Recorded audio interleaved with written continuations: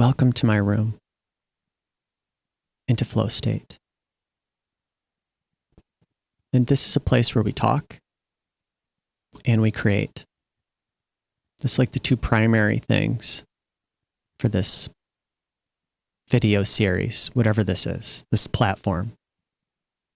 The original concept, the original idea was a podcast where I talk about things that are different than video games, something separate.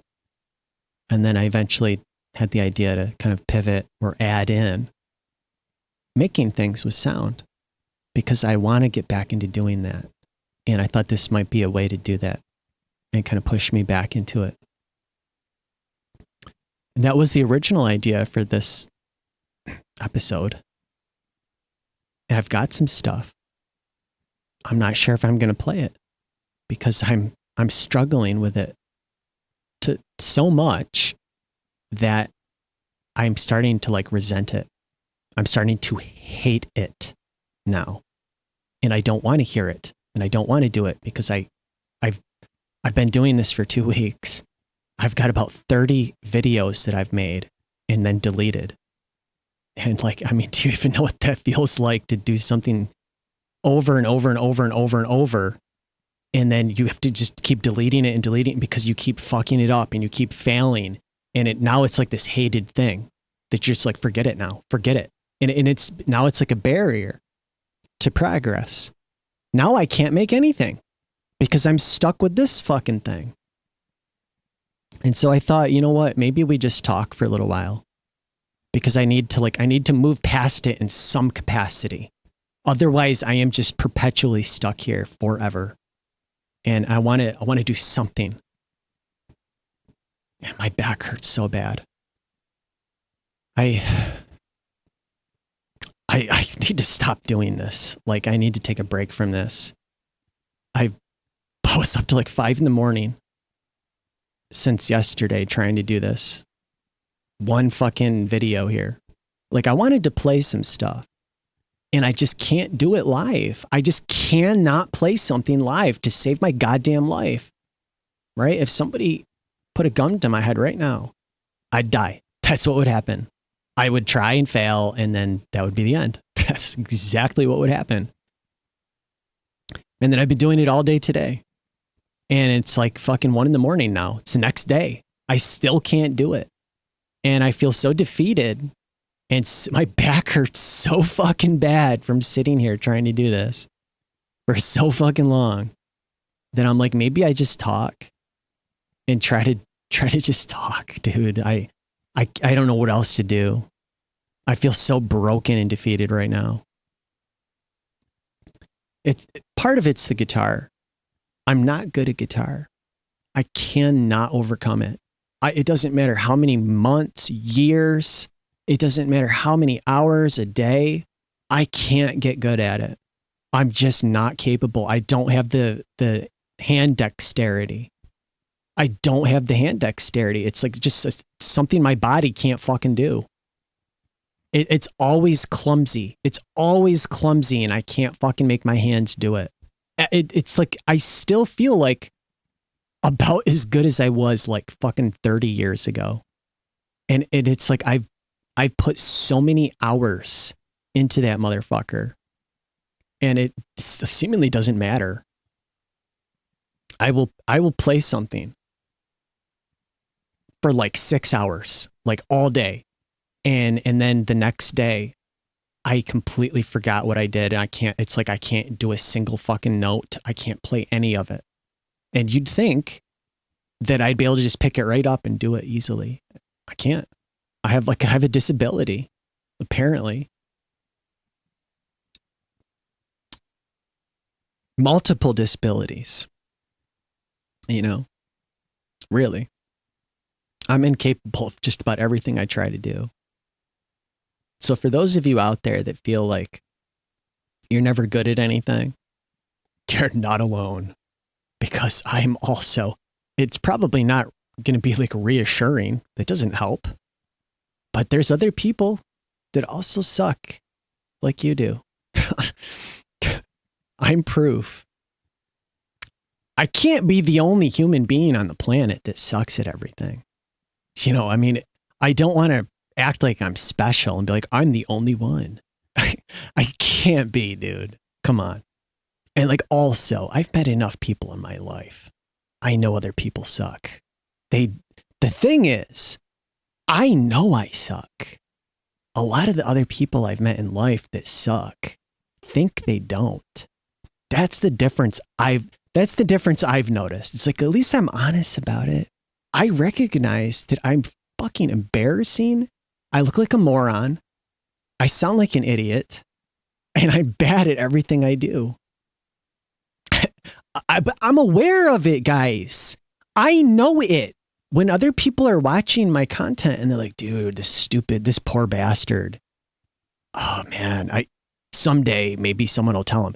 I already know. Trust me. I am aware, dude. But I have to live with it. I have to move on in some way. Right? I'm going to at least try. Like, at least I'm going to try to do something. I'm not just going to be like the fucking shithead that's just negative about everything all the time and puts everybody down and criticizes everybody and just a piece of miserable shit. I'm going to at least try to do something, even though like I'm miserable and I suck at everything and I feel like a failure because I am. I'm going to at least try to do some stuff, right? At least I can say I tried. But like, I've worked, dude. Jesus Christ. I used to work with this guy. He was so negative. He was just, I don't think there was one single time ever in years in my entire life that there was a single positive thing that this motherfucker said or did. He was the most like miserable, nasty piece of shit motherfucker I've ever met in my life. I couldn't stand this guy, dude. He was just so mean and nasty. Everything out of his mouth was negative. To everyone and everything. And it's because he was obviously hurting in some way. Right? Whether he wants to admit that or not. There was obviously something in his life that was causing him pain. And so he just took it out on life and on everything in his external environment. And in it, he was just like insufferable, I think is the word. I couldn't stand this guy. But on the one hand, I kind of felt bad for him because something obviously had happened to him. He was obviously suffering in some way. And that was like, that's how he dealt with it. By being a piece of shit. That's what most people do though. I've done that myself. I'm guilty of that. I've been a piece of shit sometimes when I'm miserable. I think a lot of people do that. They get into a bad place mentally and they take it out on other people.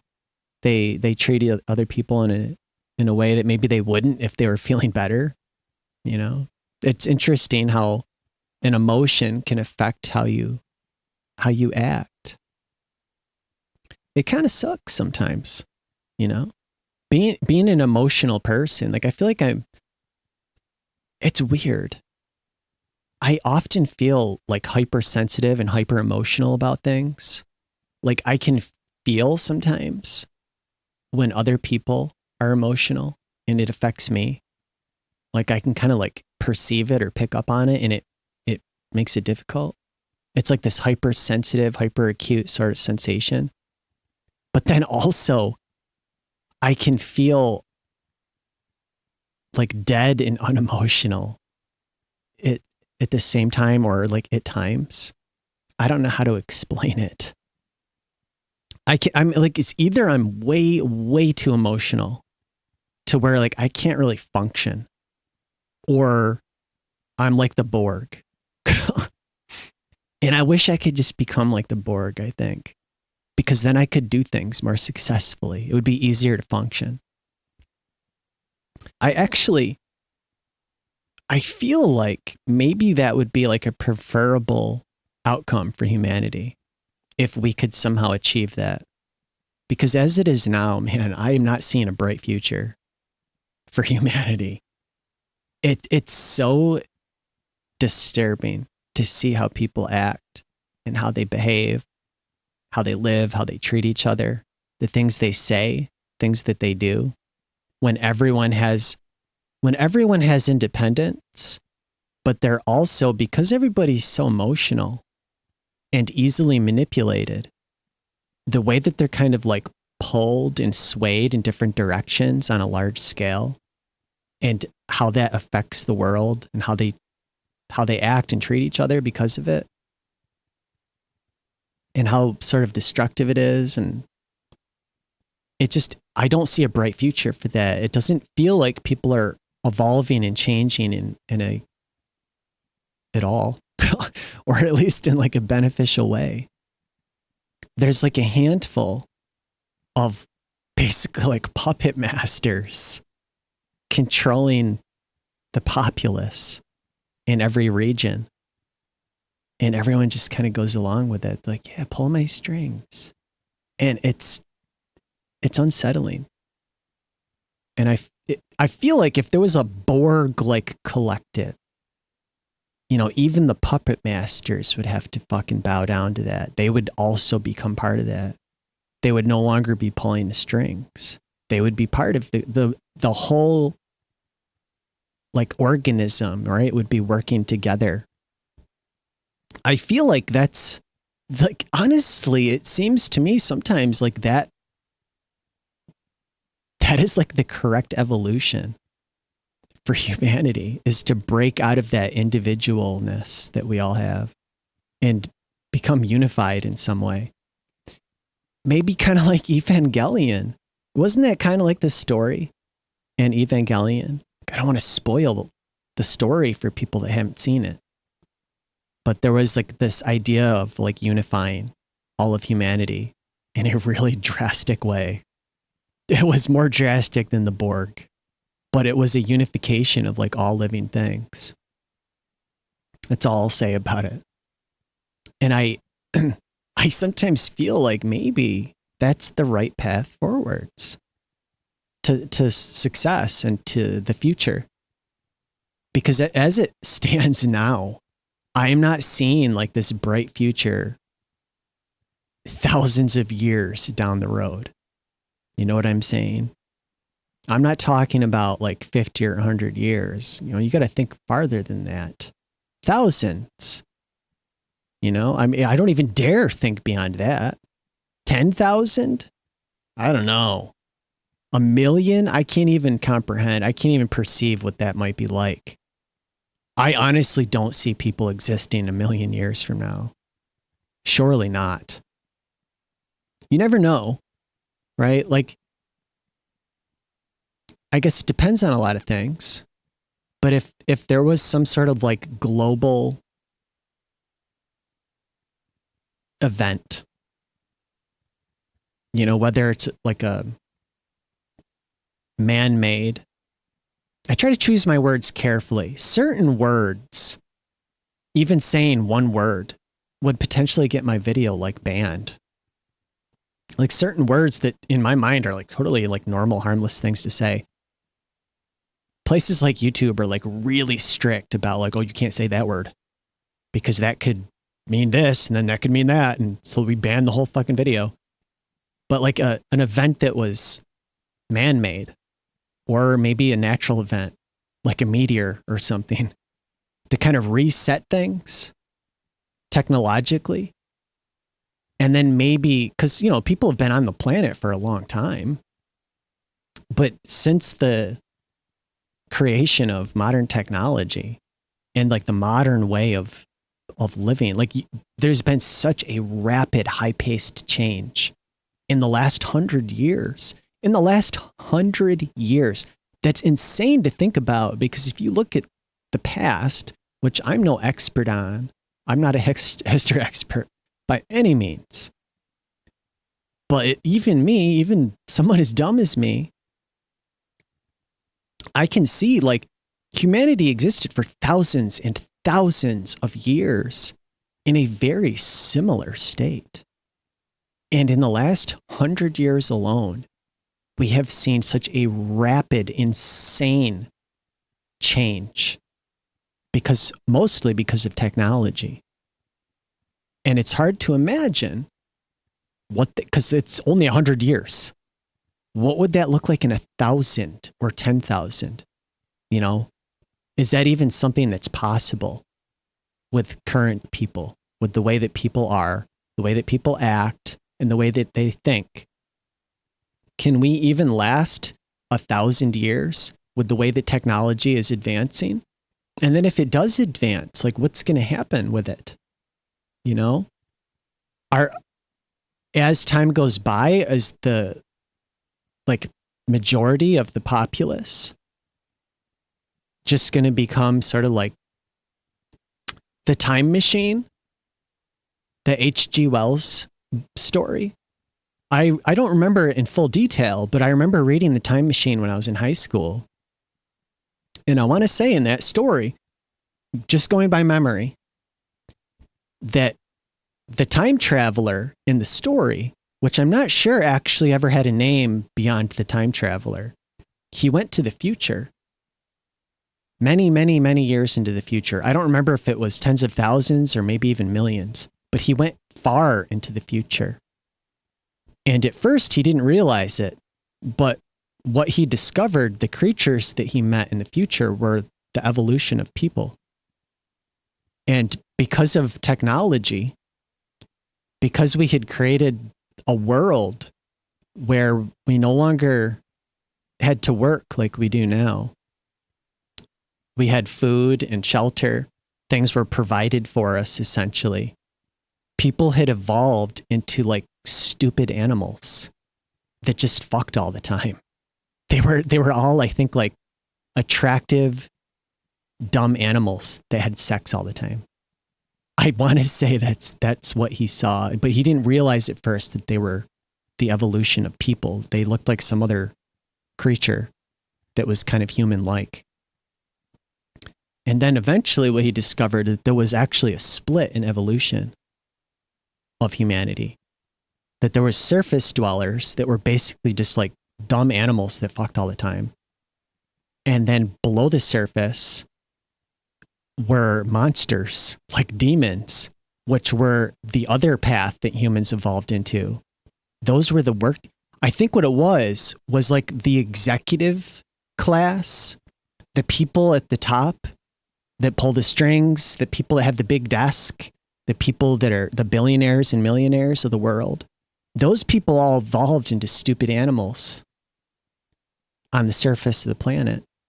And then all of the slaves, the majority of of society, all of the workers, the working class, they evolved into monsters and demons that lived below the surface, like in the sewer systems and shit. And in the middle of the night, at nighttime, they'd all come out to the surface and they would hunt, kill, and eat the stupid animal people in the surface. I think that's kind of what was going on in this story by H.G. Wells. Like, if to kind of summarize it really quickly, I think that's essentially what was happening. He saw the future. If people kept living like we do now, he envisioned like what would that evolve into over thousands and thousands or even millions of years if we keep on this path of having this elite class that lives with, they have a high level of like wealth and like a higher level of living that most of us will never experience in our lives. And that's just commonplace for them. They don't know anything else. They couldn't handle anything else. And then all of the other people in the world that basically work themselves to death to support that kind of lifestyle for those people. And he imagined the future of that, of evolution, if it just kept evolving like this. And you look at it now with the way technology is advancing and what's happening with it. It kind of seems like something like that could happen, but it might happen opposite of that, where like the commoners might end up being the dumb, stupid people, the dumb animals. Because like everybody walks around with the fucking phone in front of their face. They're so disconnected from the world and from reality. They're living in a fantasy. They're living in a digital fantasy, a digital world that's not real. And it's so fucking like heartbreaking and disturbing to see this. And it's like younger generations of people are growing up in that world from infancy. I just went to get my mail, and it was late. It was almost midnight. And one of the neighbors was letting their little kids, looked like they were like 4 years old, like play. They were like playing outside, like in the middle of the night. Their parent was out there with them, but they were making all this noise. And I'm like, who does that? But I'm assuming it was the father. The father was on his phone the whole time. And the kid was like, you see what I did? Look, did you see? Yeah, I saw it. And the whole time he's on his phone, he's barely even paying attention to the kid. And I was thinking to myself, like when I was a little kid, my parents,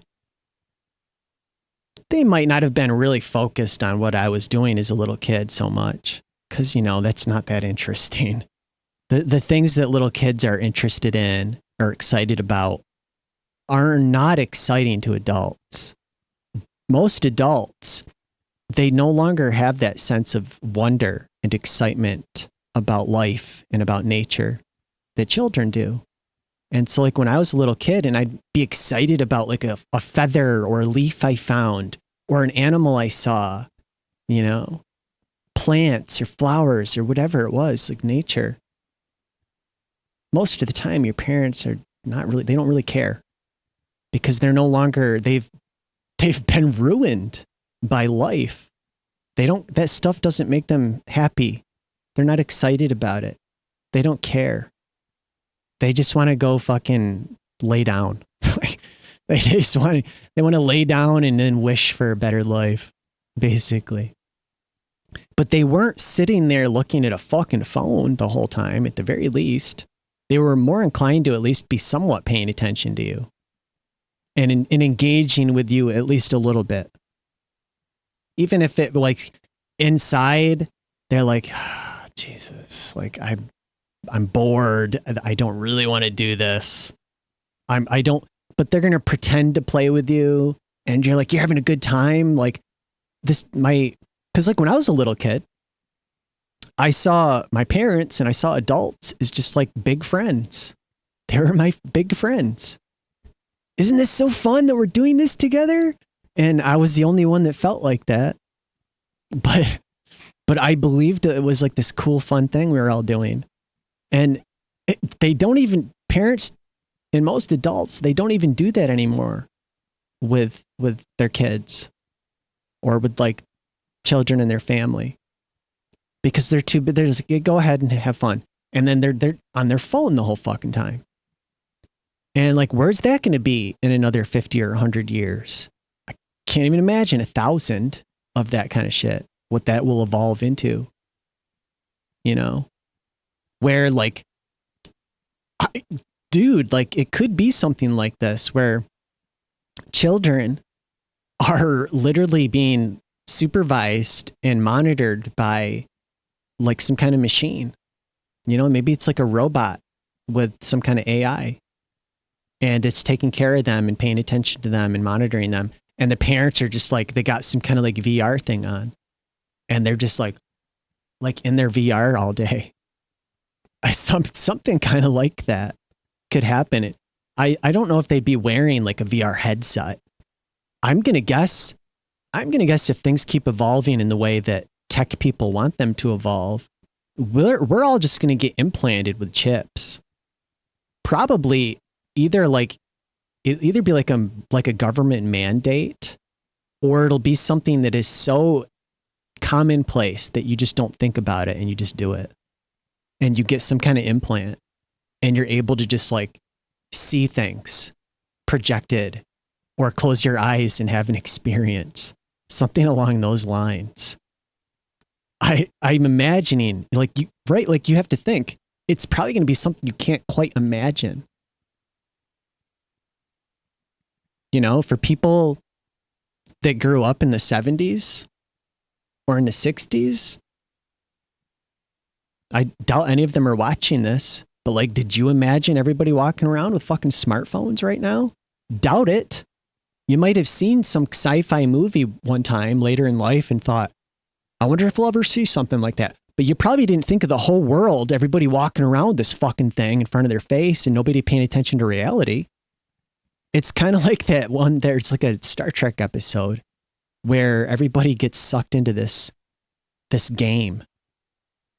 It's like this little virtual reality kind of headset thing. They put this thing on and they just see this, like these objects in front of them, and they try to like capture the object with some kind of like, I think it looked kind of like a little funnel, and it would like suck the object in. And they're just like, oh, it stimulated their brain in a weird way. And it became like a sort of like mind control. And everybody on the whole ship started doing it and playing this game. And it was discovered that it was some kind of alien device designed to like control the crew. And everybody got hooked on it and couldn't stop engaging with this technology. And it became a sort of mind control. It was a horrible, like evil that they had to get rid of.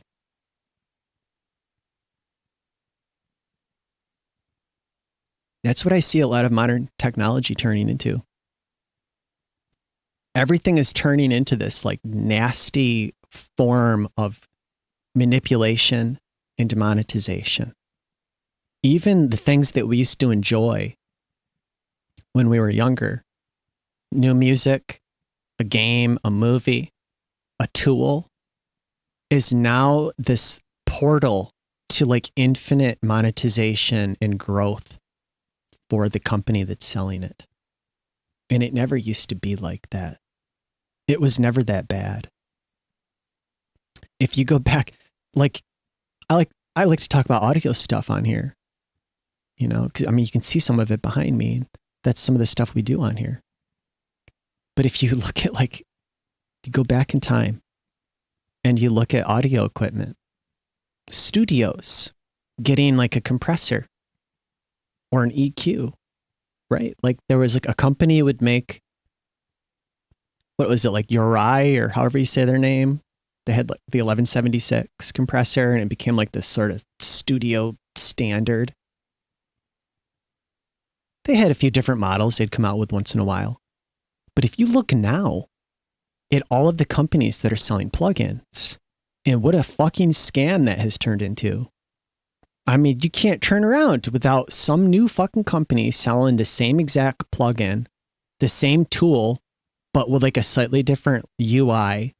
And they've got different marketing behind it of why it's so much better than the competition. But it's like the same fucking tool that we've already had for decades. And then it's like, it's got a fucking subscription plan. You've got to pay monthly to use it. And the next thing you know, it's just like they got their hand in your pocket, their hand in your bank account. They're just perpetually extracting funds from you to use a basic tool that's been around for fucking decades. There's no reason to have that many of them. There's no reason to have that many plugins. There's no reason to have to update your plugins every fucking 6 months or every year. There is absolutely no reason that should ever happen. You should buy a plugin and it should work for the rest of your fucking life. That's how it should be. It's just like if I went and I bought an actual hardware 1176, that fucker, beyond needing a few repairs once in a while, should last me for my whole fucking life. There's no reason that I should ever need a different one unless I like want to have more channels. And I'm like, well, I need one for the other channels on my mixing desk or something to make my workflow a little more streamlined. But you know what I mean? Like there's no reason to have to do that. Everything has become so scummy and so fucking disingenuous and unnecessary and disposable. And I just see it getting worse and worse and worse and worse until the point like how is anybody going to do anything? Like you're going to sign up for something and it's going to become obsolete or like it's not going to function anymore like the next goddamn day. Is it going to turn into where you've got to pay to use it every 5 minutes?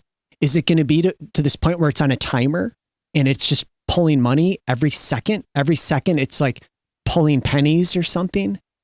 I see that happening. They want, dude, just hearing that, these scumbags would get hard and wet. Just hearing that shit. Yes. I just heard a great idea. I was watching this loser on YouTube, and how can we implement this? Like, that's what they want.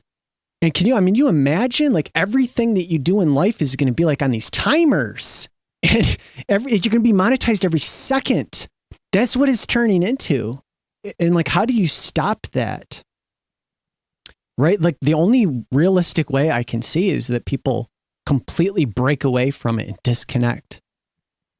But the problem is that like the entirety of our societies are becoming reliant on technology to even function. You're going to go somewhere and they're going to be like, I'm sorry, sir, but you need to have that. You need to have a cell phone with this app on it to use our service. And you basically like, you can't use the bank, or you can't buy food, or you can't get paid for something because you don't have that stuff. And they're not going to pay you with cash.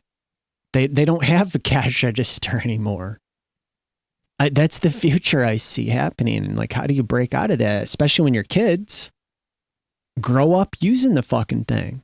That's all they know. They don't have a problem with it. That's reality to them. They like it because they grew up with it. I mean, it's harder for people my age to even imagine it because like we didn't grow up with the technology. Not that kind of fucking tech. You grew up with like a CRT, like tube TV in the house. Maybe there was one TV in the living room and you had like channels 3, 5, and 9. Maybe you had PBS or something. And you had like 3 or 4 channels on a tube TV, and there was like one in the whole house. And that was like the most modern piece of technology. That was the most connected that you were to anything outside of that house. And now, dude, like little kids, before they even know how to fucking read and write, are playing with phones and tablets. And they're going on the internet and they're watching YouTube videos. And I was thinking about this. And I'm like, man, like YouTube has gotten really strict about the things that you can have on their platform, the things that you can say and the things that you can do over the last couple of years, especially in the last year. They've like really changed their rules and policies. And I started thinking about it. And I'm like, you know why that is? It's because they want to have a place that's more focused on children. And to do that, they need to start finding a way to like cut out content that would be inappropriate for children. Right? Like we're seeing that change happen. I think they see it as like, we want to exploit children is what we want to do. That's what I think YouTube's like ultimate goal is. Because I look at some of the most successful monetary platforms for like extracting resources from human beings. And oftentimes it's targeting children. It's exploiting children. And it's like, well, the parents, the adults, it's hard to convince them to open up their bank accounts. They're getting smart. They're getting tighter with their money. They're getting less likely to open up to us. However, what they have less trouble opening up to is their children. If their children are like, Mommy, Daddy, will you let me get this thing? More often, they're going to buckle and be like, oh, well, I don't want to deny my kids something they want. I don't want them to grow up feeling like I always said no.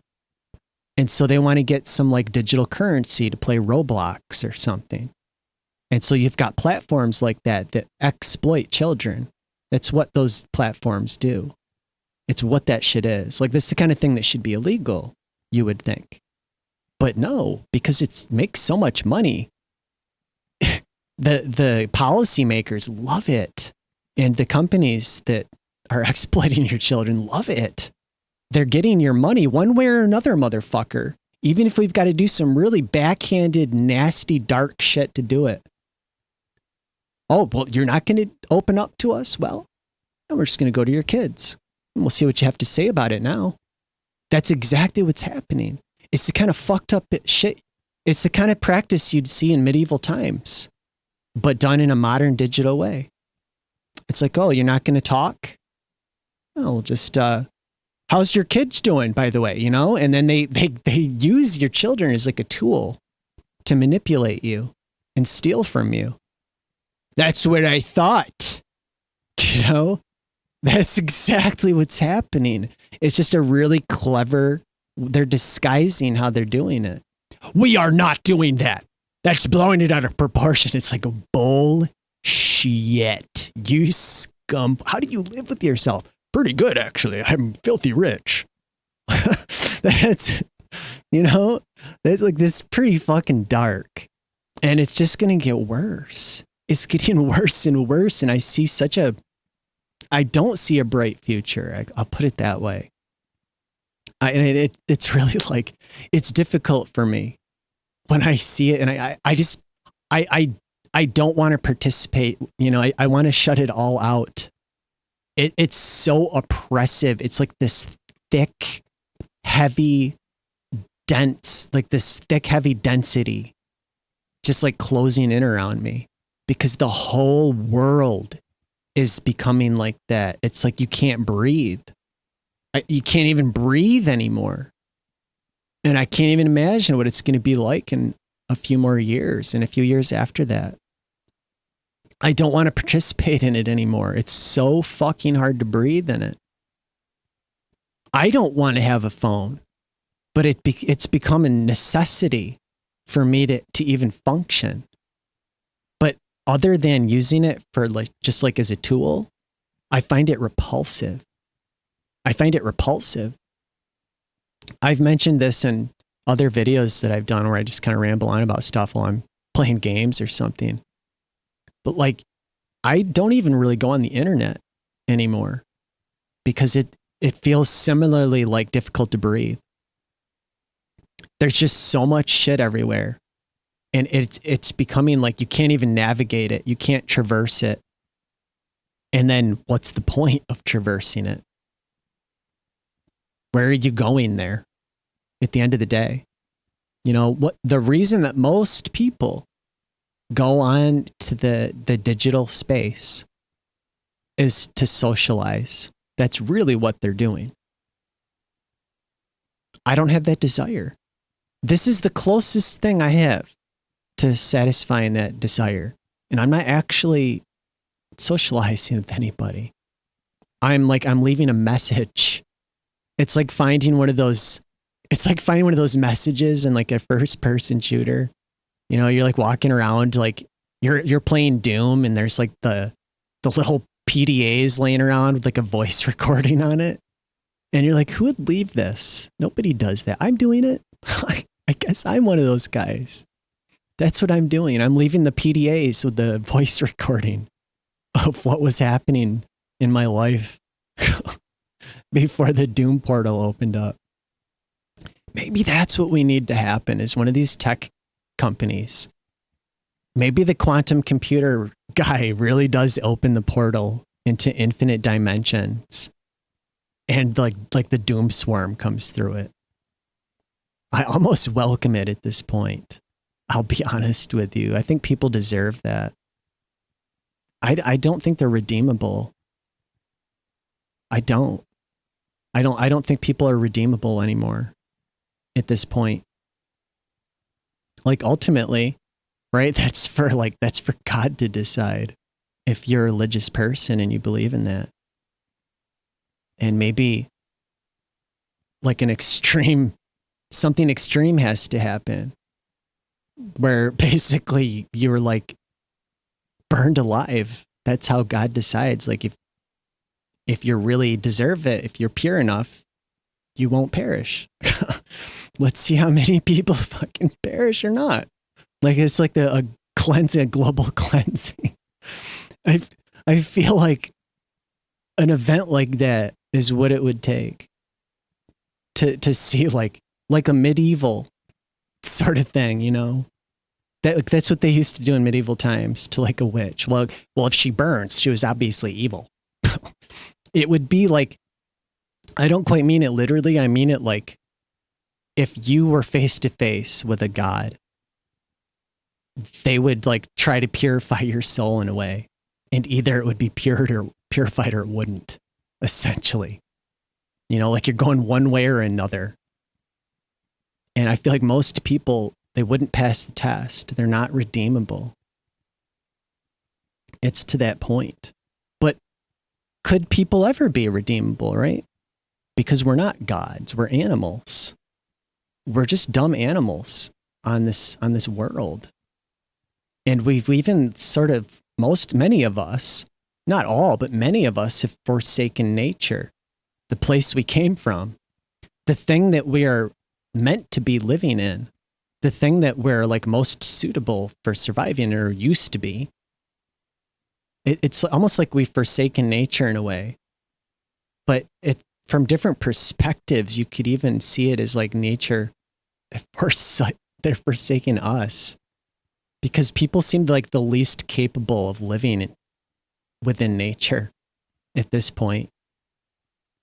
We don't have a fur coat with like thick pads on our feet and claws.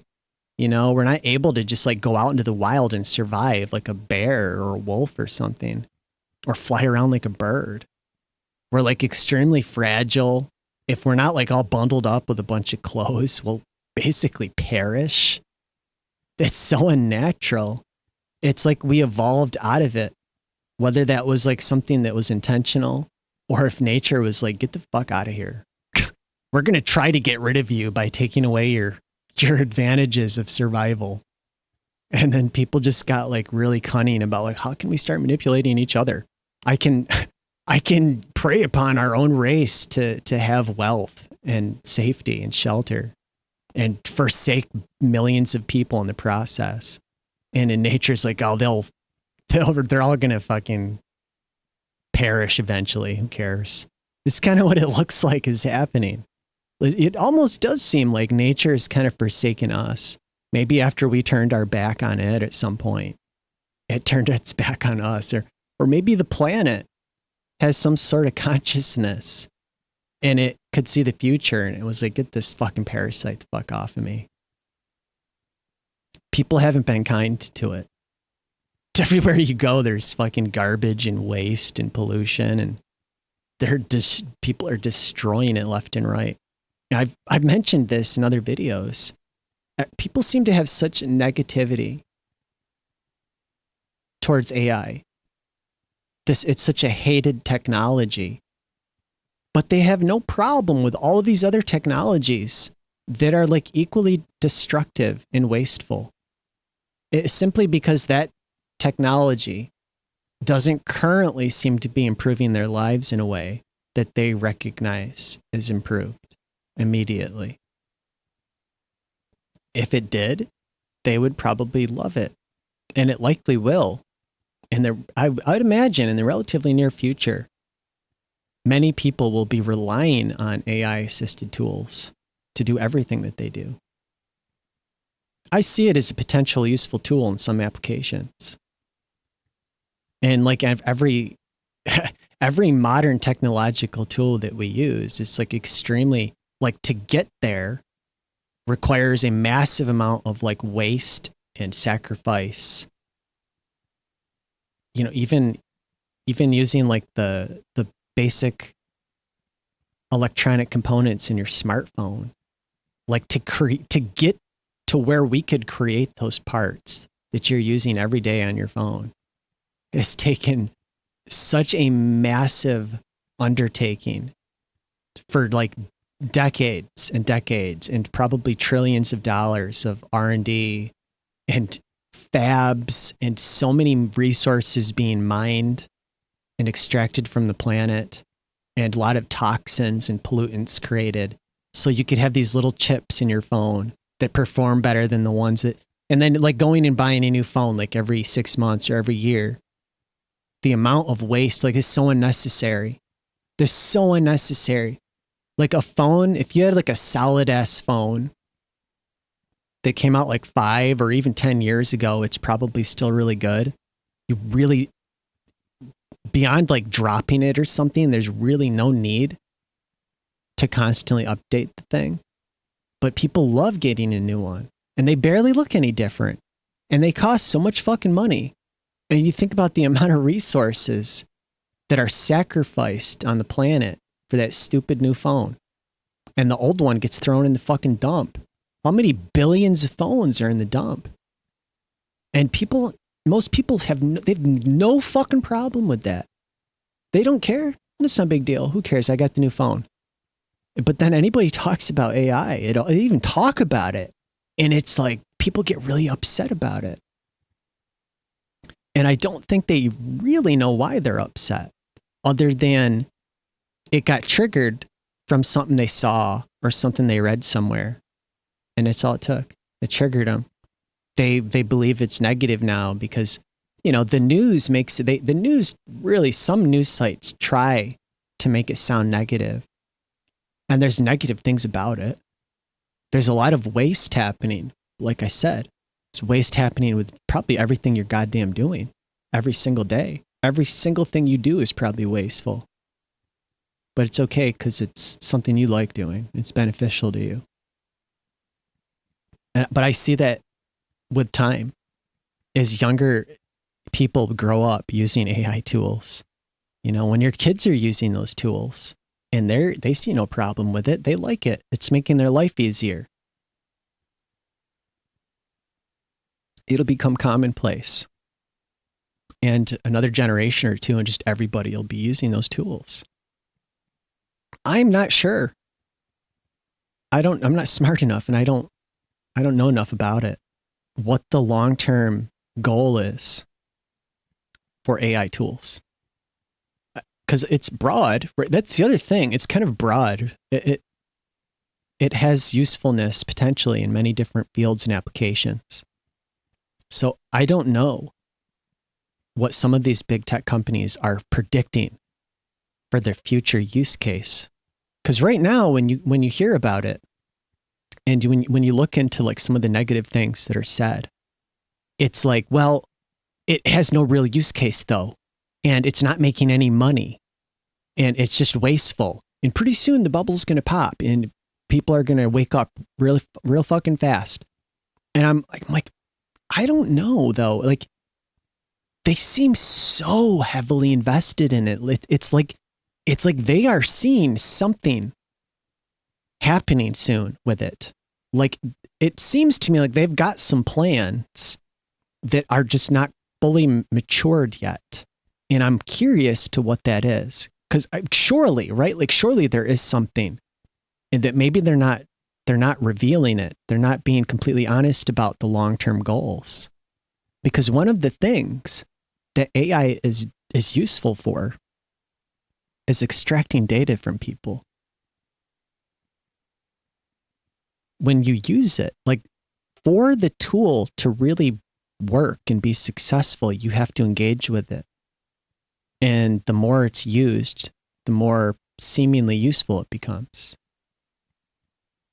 And it's like they seem really, really like, what's the word? They're trying really hard to get people to engage with these tools.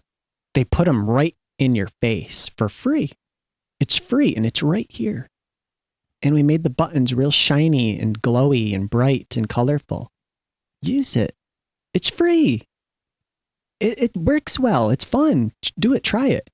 Right? Like, they really want people to use it. And I know, like, part of the reason is likely once you get using it and you like it, you're going to be more willing to pay for it in the future when they start charging for it. When suddenly it becomes a subscription plan. Okay, now the free trial's over. We can't offer this for free forever. And it's really useful, right? You've tried it. You see how useful it is. And it's only this much a month. And then a few years later, well, we got to raise the prices, And before you know it, the prices are ridiculous and everybody's paying a shit ton of money to use these tools every day. And suddenly, like, the backbone of society requires it. Maybe that's all it is. Maybe that's what they're hoping for, is that they can kind of change the way that people interact with technology to rely on it almost completely. Nobody, like, part of it, part of my thinking is that you will eventually create a society of people that don't really know how to do anything, because the AI tools they use do everything that they want to do. Hey, make this for me. Type this for me. How do I do this? How do I do that? Can you help me with this? And it's basically doing everything for people that normally you would have to learn to do. Normally, you'd have to spend a lot of time and effort to learn how to do this thing, to learn how to program, to learn how to write professionally, to learn how to draw, to make art, to make a movie. All of these things people would have to spend like their whole lives pursuing to do it well. And with an AI assisted tool, it could potentially do it very well in seconds or minutes, almost immediately, potentially. And suddenly, like, everybody's doing everything they've ever wanted to do with ease. And over time, nobody actually knows how to do anything anymore. And they become completely reliant on the tools. Without the tools, without the new version, without the update, without the latest revision, that costs more money, because they'll probably make the older versions unusable. They won't function anymore. Without all these new models and shit, like you literally can't do anything. I can't do anything anymore. I can't do my job. I can't draw these pictures. I can't make this art. I can't write these books. I can't make this music. I can't make this movie. Like, maybe that's the future they're hoping to materialize over probably a few decades. They probably figure if they can get enough young people relying on it, and if they can get the tools working well enough, that in a few decades, maybe that's the future. That like the whole world will rely on their tools. But that's kind of a dark future, because there'll be a lot less people in the world that'll have skill sets. And then like people are still going to need other people from time to time. And like everyone will be fucking useless. Everybody will be useless. Like, maybe I think on one hand, like, is that what they're hoping for? Is that what they're hoping to materialize with this technology over time? Is that sort of their end goal? Or is it something different? Or is it maybe a hybrid where like, well, yeah, we would like that, but not completely. That's part of it, but that's too extreme. You're looking at it too critically. We would love it if a lot of people felt like that, but not the whole world. And it's unrealistic that to be that extreme. It won't take over everything. I don't know. But like, I'm wondering, like, what are some of the other use cases? Because they want people to use it so goddamn much that I just get this just based on observation, right? I'm critical about it. I'm like, well, it seems like they really want to extract data from people. They really want to get data. What exactly for? What's the use case with all the data and all the information they're collecting? What are they hoping to achieve with all that? You know, like, if I'm not mistaken, that was one of Google's long-term goals way back in the early days when they created their search engine. You know, when I was younger, I didn't grow up with internet or a computer at home.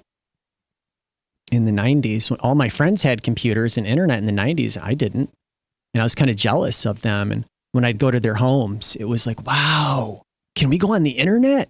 You know, and to them, it like wasn't a big deal. But for me, it was like seeing this rare, it was like watching cable.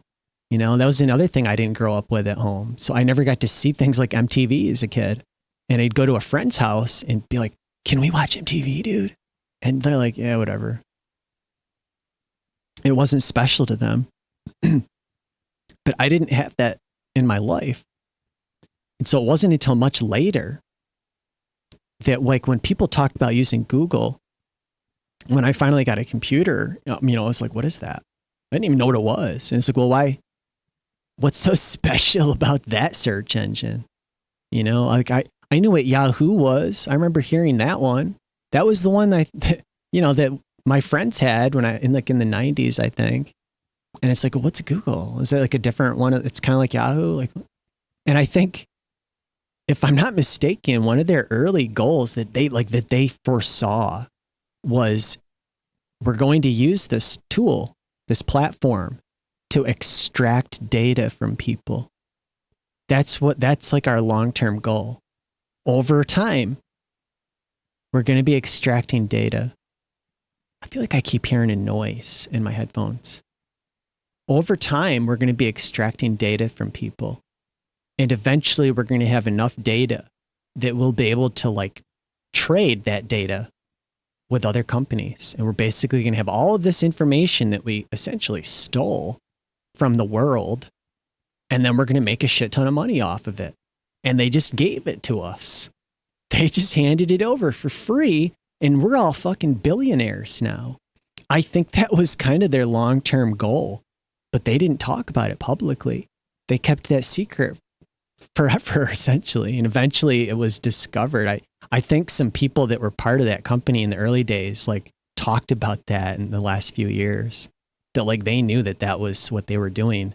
That was their intention all along, was just, it was like a clever way to steal data and information from people until they had enough valuable data that they could start selling it behind your back without your consent and without giving you any compensation. And I'm like, is it something more like more like evil than that, more extreme than that they want to do with AI? Because it seems to be a lot of data collection as well.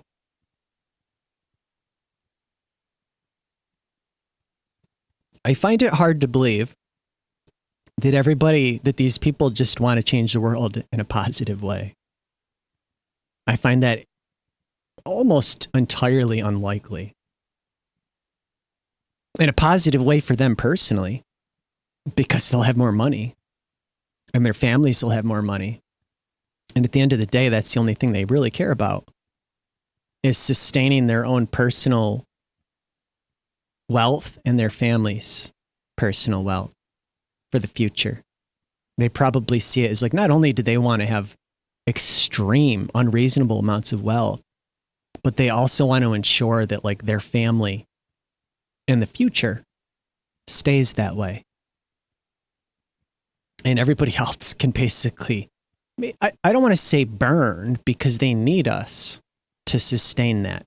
And they need us to believe that they're good and that they care and that they're worth supporting and that the things that they make are worth our time and worth our resources. Like everything in life, I have mixed feelings about it. You know, I don't think there's a single thing that exists that I feel completely one way or another about. I have mixed feelings about everything. And that's, you know, that's one example. I see use cases where it could potentially be beneficial and useful. I've mentioned before, like I've used Google's like Gemini search function from time to time when I'm trying to figure something out. It can help me to get to an answer quickly without wasting a shit ton of time. But other than that, I don't personally see a big use case for it in my life. But I imagine for a lot of people, they do. I mean, imagine this. To keep talking about this for a little bit here. Imagine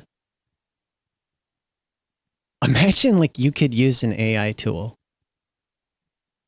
All these people that are so negative about this thing, this technology, the idea of it even existing repulses them. They will never use it. Imagine you find out that like a friend or a cousin or somebody, they told you like, dude, I used whatever model it was. I used this AI model. And dude, it invested like $100 in the stock market for me.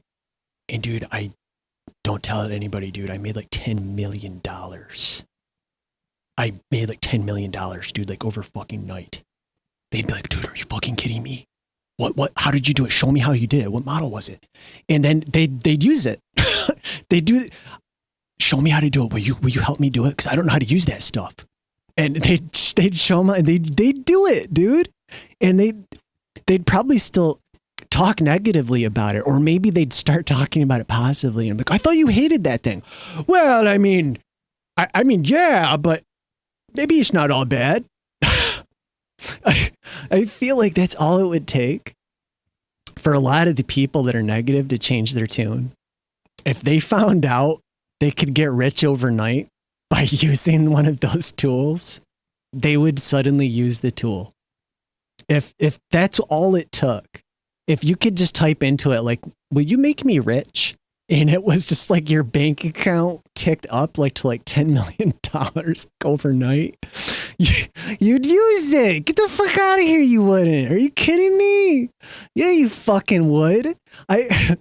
They feel like that's the kind of thing that would change people's minds. That would make it useful to them all of a sudden. Well, yeah, I guess it is kind of useful. But I don't think it's going to happen for you. They've probably got fail safes in there because it's only going to do that for them. It's only going to do it for like the executive committee at the company that made the tool. And probably only the ones that aren't on like the fucking owner's shit list. There's probably like, cause they got their own club, their own little world they live in. There's guys on that committee that are probably not on the white list or whatever. Like, yeah, you got the big desk. You get to be part of the meeting at the round table, but we don't like you. You don't get the same benefits that the rest of the team does.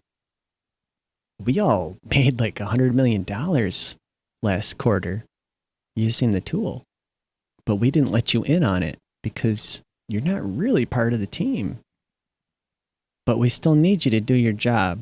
So, you know, that kind of shit probably goes on.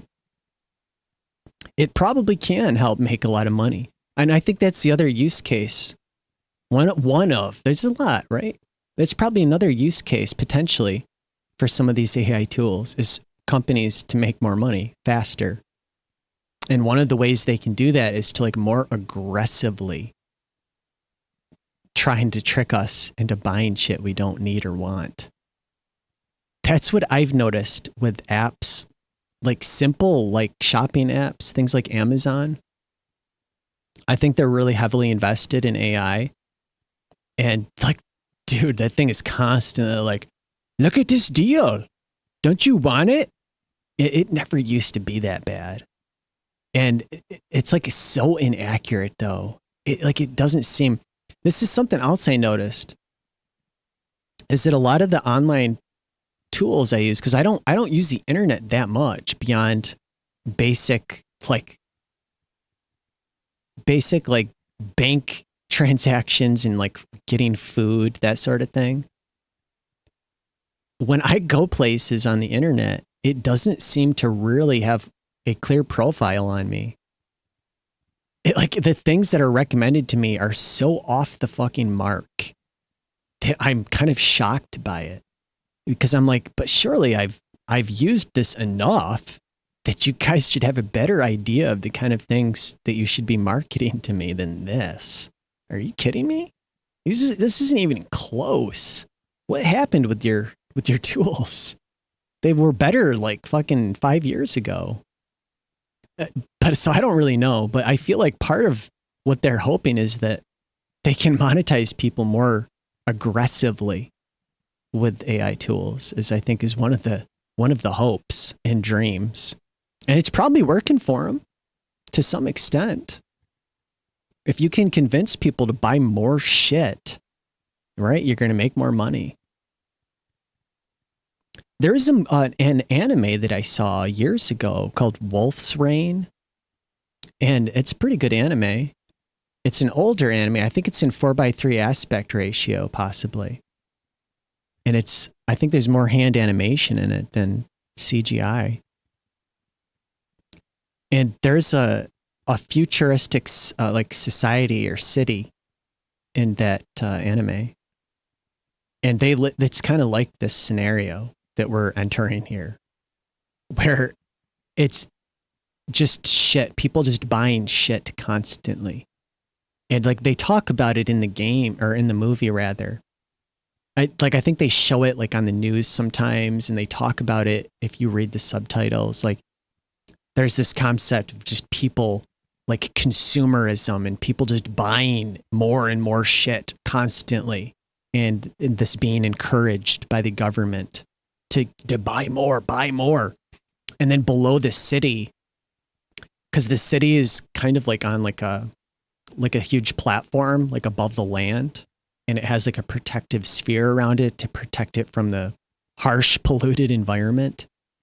And below the city is just this like mountain of trash. Because as people are buying shit constantly, they're just constantly throwing shit away. And underneath the city are all these giant trash chutes. And it just dumps it all onto the planet.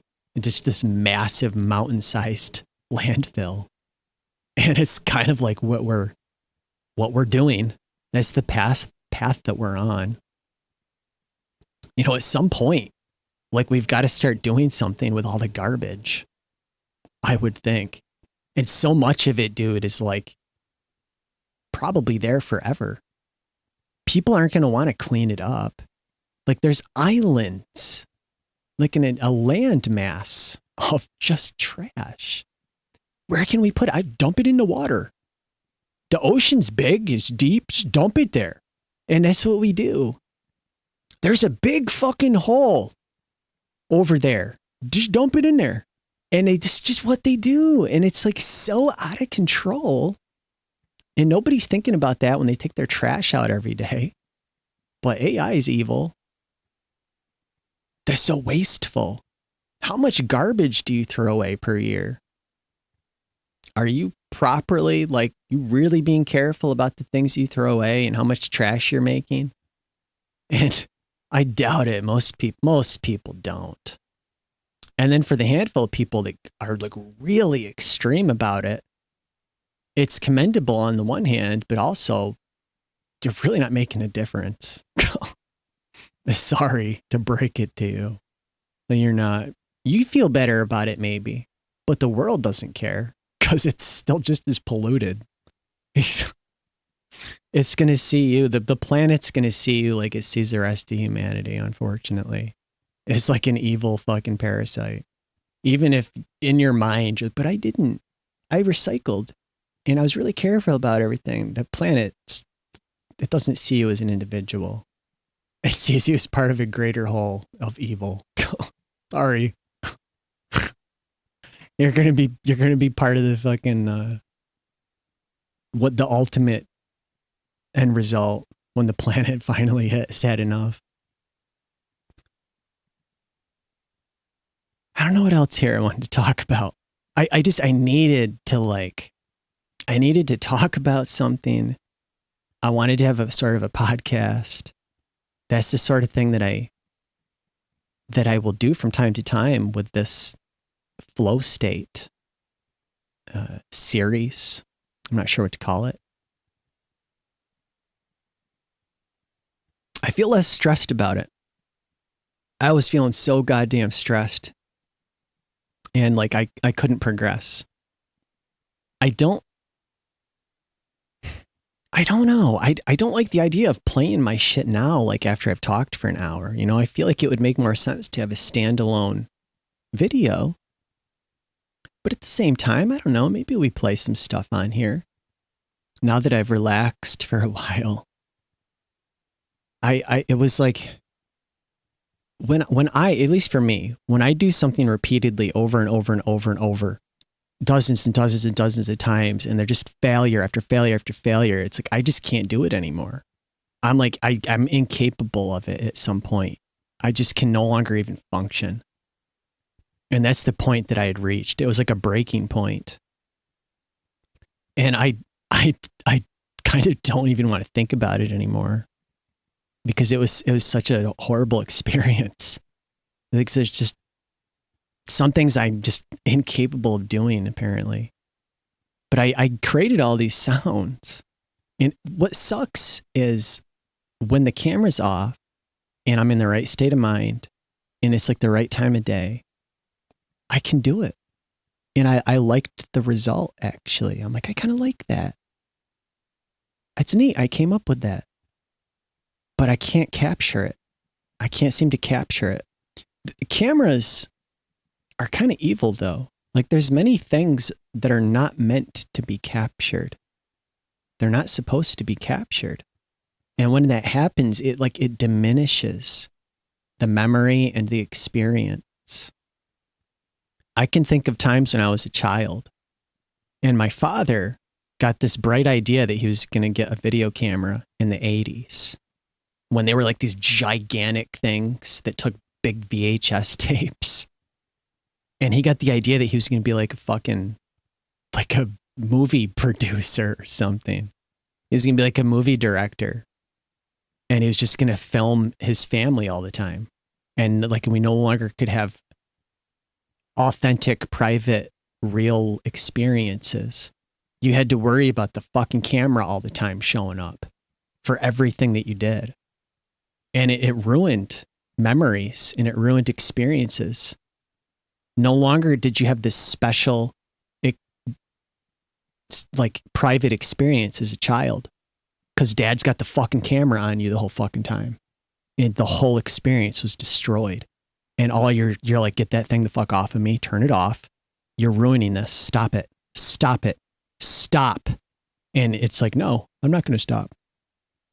And so those memories are like permanently ruined, permanently destroyed. You never got to have it, right? Cameras can be an evil device. There are things that aren't meant to be fucking captured. You know, when you see a photographer that goes out into a city or something, or he goes to another country and they capture people having real emotions and those people aren't aware that the guy's taking pictures, it's kind of fucked up that he's doing that to add to his portfolio. And, you know, and potentially making a lot of money off of these people and their suffering. And he's like stealing that experience from them. It's part of like, I've mixed feelings about it. Because on the one hand, you can take something from that and be like, that's powerful. That they were able to capture that experience and that emotion out in the wild like that. But also, like, that's fucking wrong to do to people. You shouldn't do that. And when you film something, it's like you're stealing some kind of essence or soul from the thing that you're filming.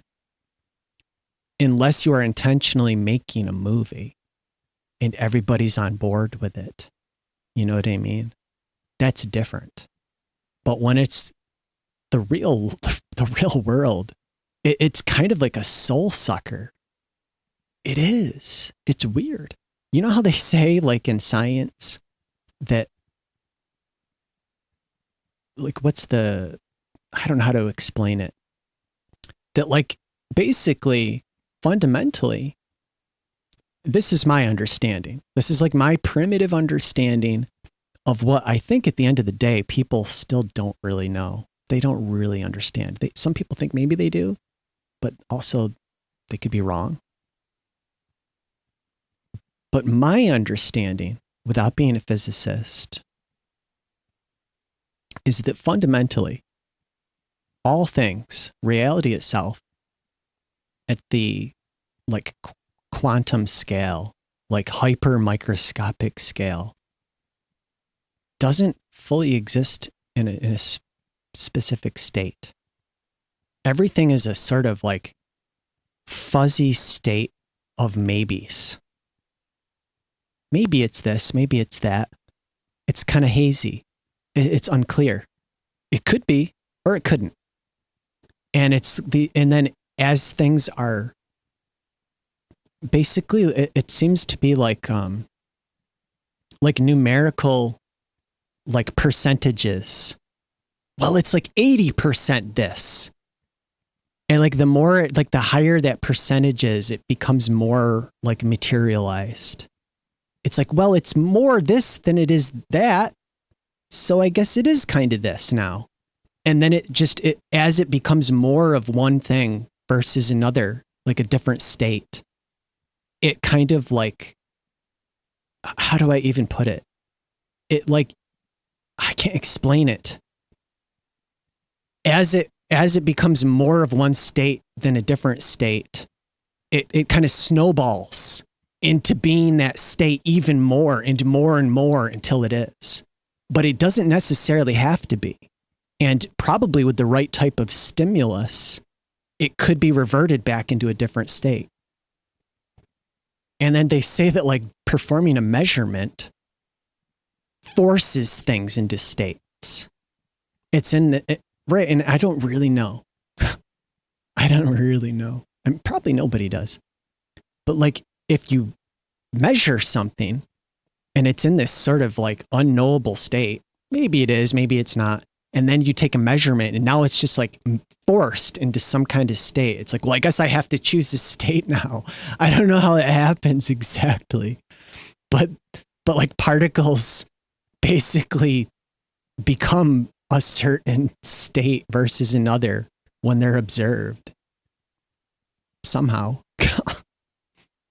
And now they are this thing versus this other thing because they got observed and measured. And cameras kind of like, they have a weird effect like that because at the end of the day, we are fundamentally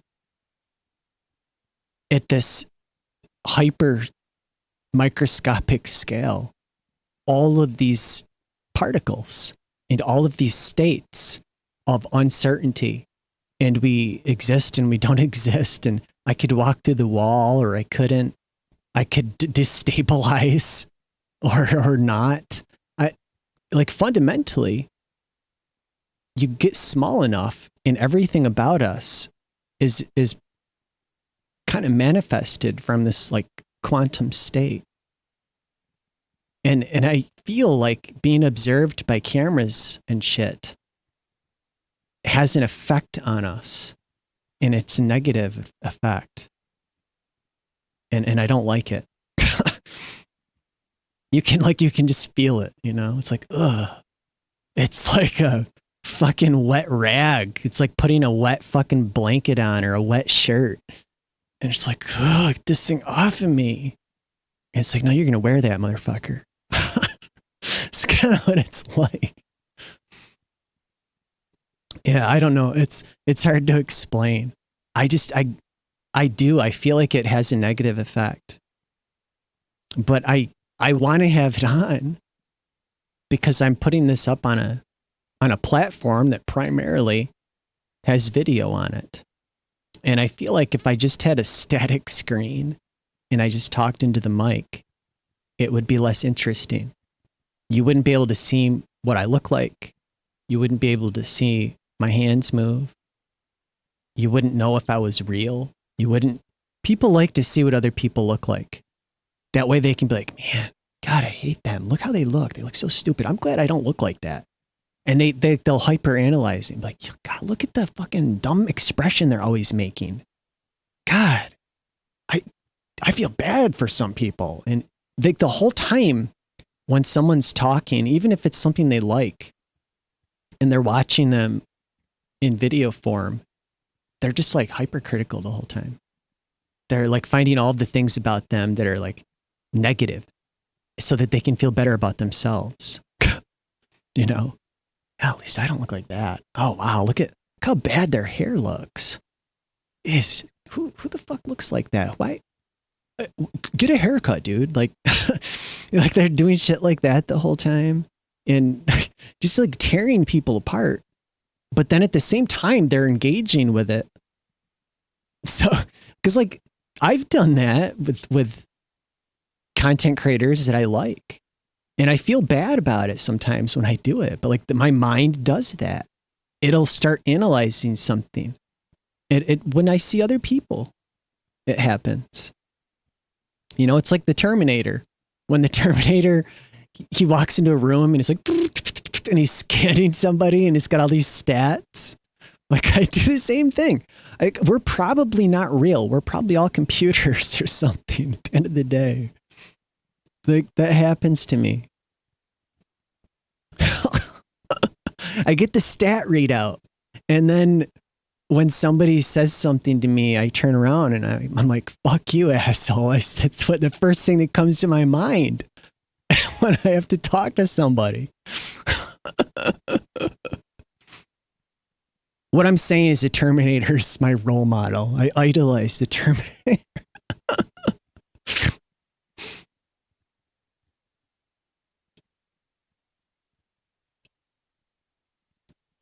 I didn't mean this to take all day.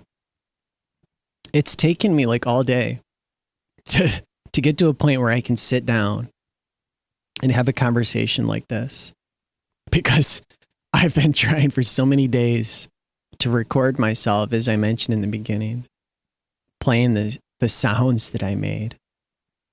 And it's like this evil soul-sucking force now over here. I feel better just being able to sit and talk about something. I like having a podcast format. You know, I like having like a place where I can talk about something. And I want to find some other platforms. I know there's a few other platforms. I just got to go through all the hoops to set it all up and forgot how to make it all work.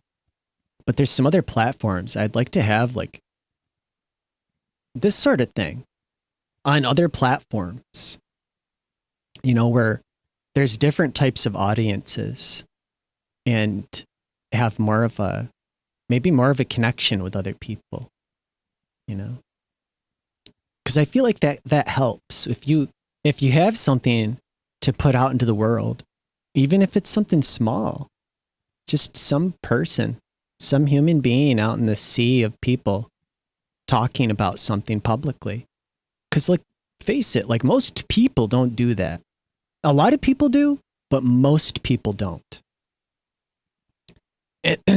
It's, you know, on the one hand, it's kind of unique because most people don't do it. You could probably work in a place with 100 people and not know a single person there that does anything like that. Maybe even a couple hundred people. Maybe there's one or two guys that, you know, people that like, oh yeah, I've used Twitch a few times. Something like that. Other than that, though, most people don't do it. Most people don't want to have any sort of public presence. And maybe they don't have anything that they feel like sharing in any capacity beyond things with like personal close friends and family.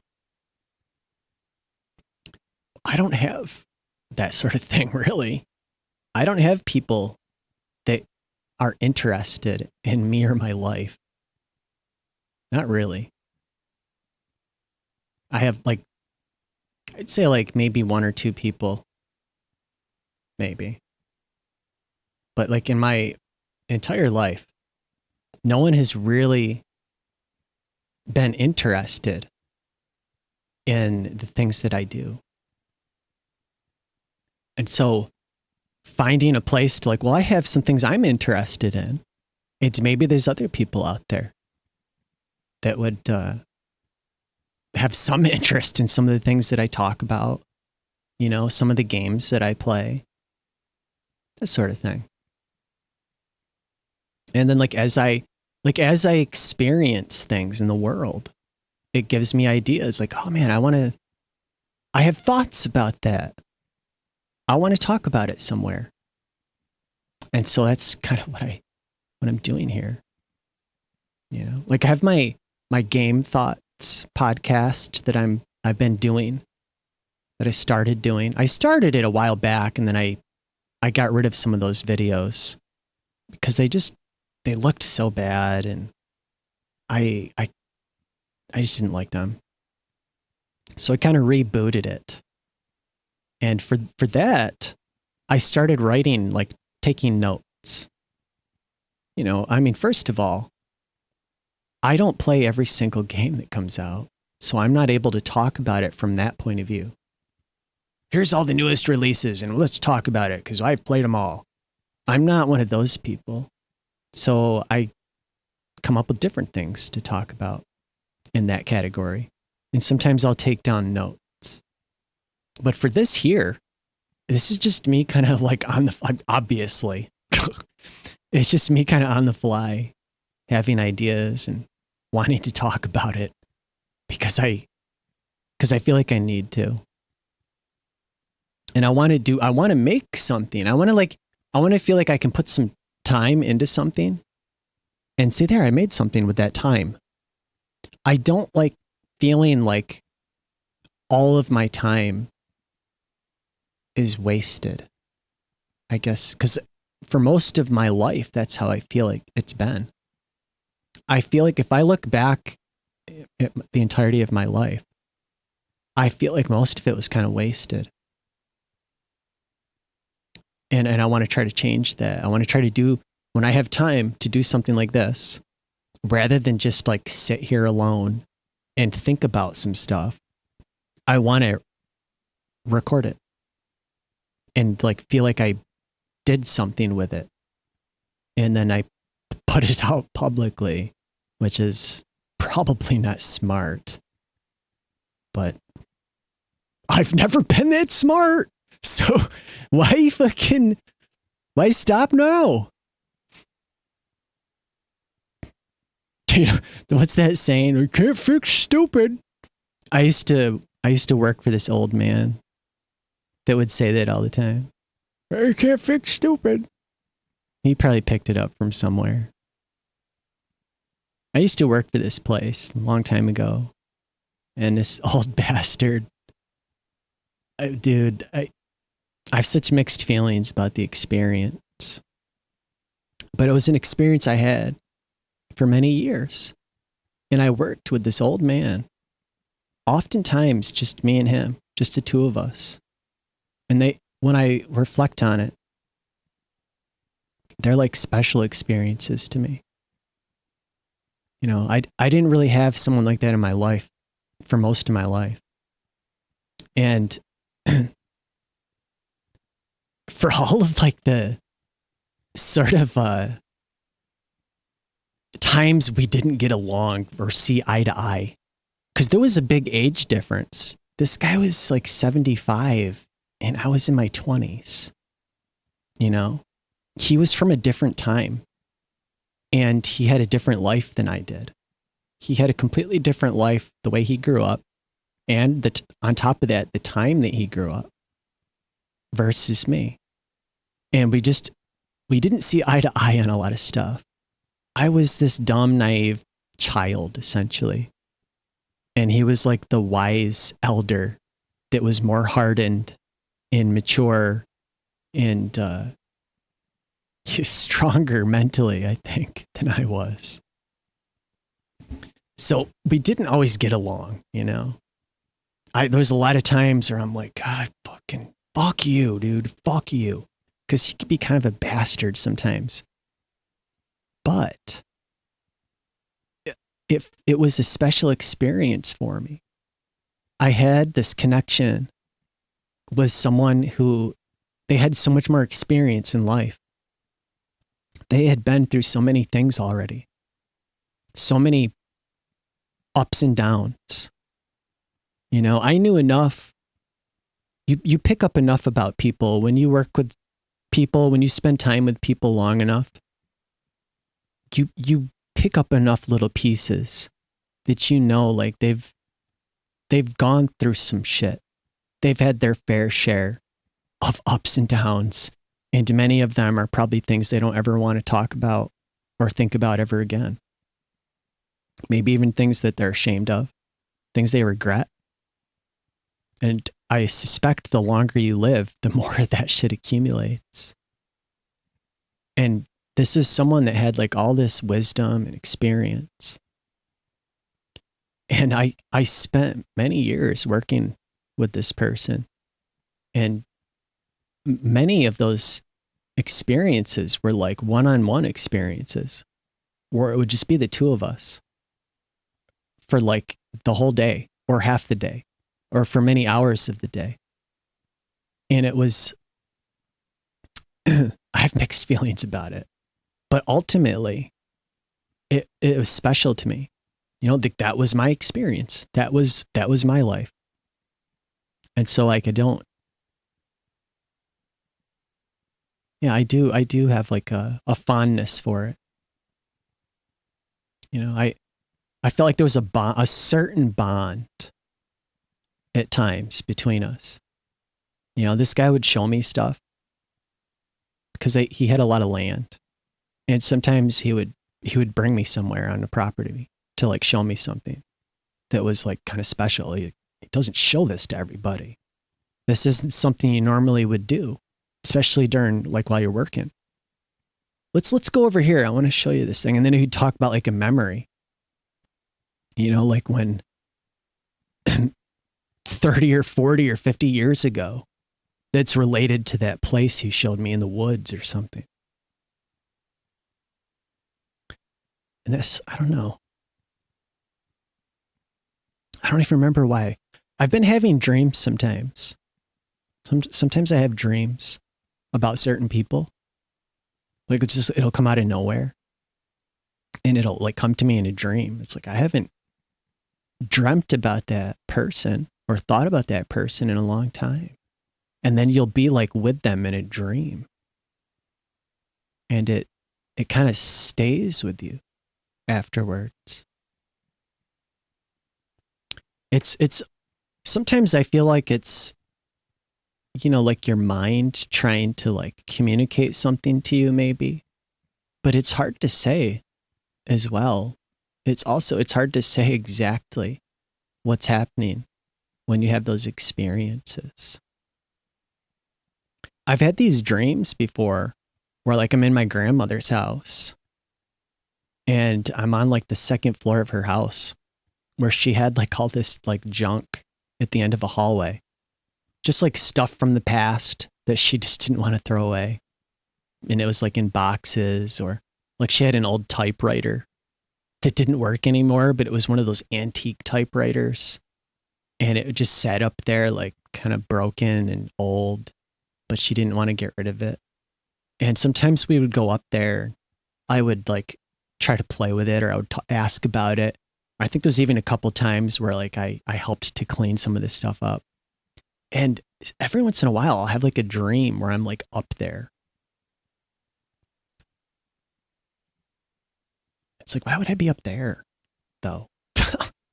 Out of all the other places I could have been. Like at the end of this fucking hallway.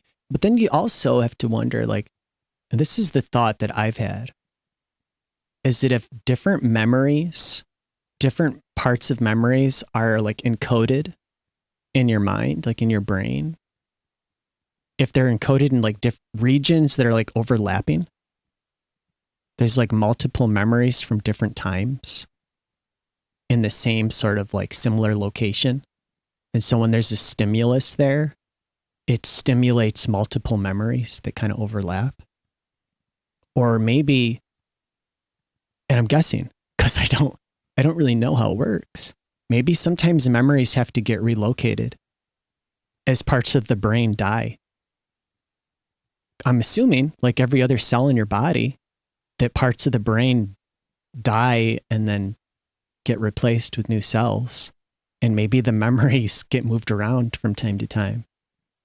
But maybe it doesn't happen. Maybe the brain is one of those rare parts of the body that doesn't do that. I'm not sure.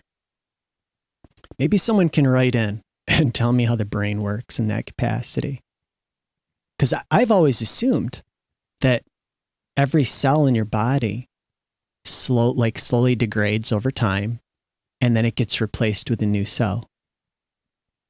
And if that's true in the brain, then I would imagine eventually at some point, memories would have to be moved around or you'd lose them forever.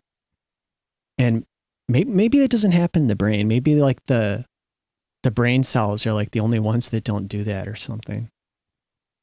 I'm not sure. But I do have this feeling. I've thought of this like years ago. Cause like, I think I was having a dream. I'm like, why did I dream about that though? And then I had this idea. I was like, I wonder if like I said, like different memories from different times will sometimes get stimulated because they're so close in proximity to each other where they're stored. And if there's a stimulus in one region, it kind of like excites a close like where like another memory is, it's so close to it. And like suddenly you've got this like this remembrance or this dream or something of things that shouldn't really coexist, or they just seems like weird that you would have had a dream with those two things at the same time in it, because they otherwise would be unrelated. And it's like, maybe that's why. Maybe it's just like it's being kind of manifested because of the stimulus happening in the microscopic like region of the neuron or something. I don't know. Food for thought. Write in and let me know if you've got all the answers. But explain it like you would a child. Otherwise, I'm not going to be able to understand it.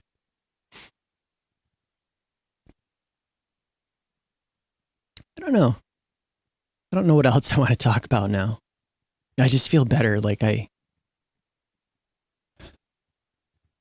felt so stressed out with this project I'm trying to make. It's the guitar, I think, is the big issue. I just can't seem to play it. No matter like doesn't matter if my life depends on it. I cannot fucking play it. Not while the camera's on, apparently.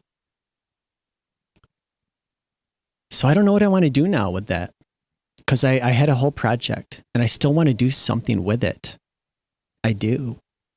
It doesn't make sense for me to put it at the end of a podcast kind of format. Maybe I'll save it for like my next video. You know, now I feel like more relaxed. It's like, okay, well maybe tomorrow we'll give it another try. And maybe it won't feel so stressful tomorrow. I'll feel more relaxed about it. And then I'll just, like one of my plans was to try to change the way I think about it and be like, just don't take it so seriously. Just turn the camera on and just be like, oh, I'm just going to experiment with some stuff here. And if it doesn't come out well, it's not a big deal. This is meant to be an experiment. This is me just kind of filming what I would do in real life. And in real life, I'm not perfect at anything I do. It's all experimental. And sometimes I get there. Sometimes I get to a place that's kind of neat that I feel good about. And most of the time I don't. And I'd be capturing that. But then the other issue that I realize is like, yeah, but my camera can't really see what I'm doing in here. I can't. You can see me. You know, it's like a webcam. Like it can see me right here, but it can't fucking move all around the room on a rail system like I'm on the set of a fucking movie. You can't see what's on my left or on my right or what's above me or below me. I can't show you the shit that's on my floor. I don't have a fucking movie set. I don't have 20 fucking cameras on professional mounting equipment and rails and that slide around and shit. I don't have all that stuff. And I don't have the space in here either. I barely have enough room in here to sit here. Like if once I grab the guitar, it's banging and hitting everything and it's getting caught on shit. Like I barely even have the room in here for the guitar. And when I have it, you can't even tell I'm holding it. You know, if I picked it up right now, you can't even tell it's in my fucking hands with this setup. You know, like I grab it right now. I can't remember if I did this already or if it was in one of the other 30 videos I tried doing already. But if I grabbed my guitar right now, once I'm holding it here, you can't tell I have it. It's gone. It's like a magic trick. So like that's the other issue. I'm like, yeah, but even if I just kind of like, just turn on the camera, don't worry about it. It's just going to be, you're going to see an empty chair in a wall while I'm off screen doing stuff. Or if I did grab the guitar to play it right here, you aren't even going to know. You can't tell I have it. So that was the other issue I had. I'm like, I don't know how to overcome that one. I have that fucking 25-year-old junk ass standard definition camera. It looks so goddamn bad. The thing looks so fucking bad, dude. It looks worse than, like, if you look at YouTube videos from 20 years ago, they look better than what that thing looks. And so it's like, I don't really want to use that thing anymore. It ruins any of my content. It looks so fucking nasty and shitty. And it's got dead pixels all over the screen that are all blown out looking. And then it adds to that problem where it's like, well, now I got to focus on that camera though. Now I got to worry about that thing. I got to be paying attention to it. And now I'm not focused on what I'm trying to do. And now I can't do the thing I'm trying to do. So and then I'm right back into the problem again. If I could somehow like zoom this camera out, but you can't because that's not the kind of camera this is. And you could see like the whole room. Then I just would probably just do that. And then I would just go over and do the stuff I want to do. So I don't know how to realistically incorporate my sounds into what I'm doing here, because otherwise it's just gonna be like an empty chair or just a wall.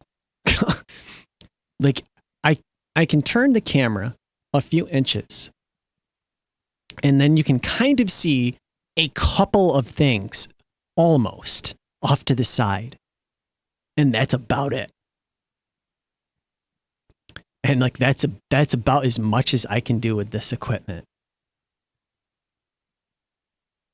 And I would do that, but even that kind of sucks.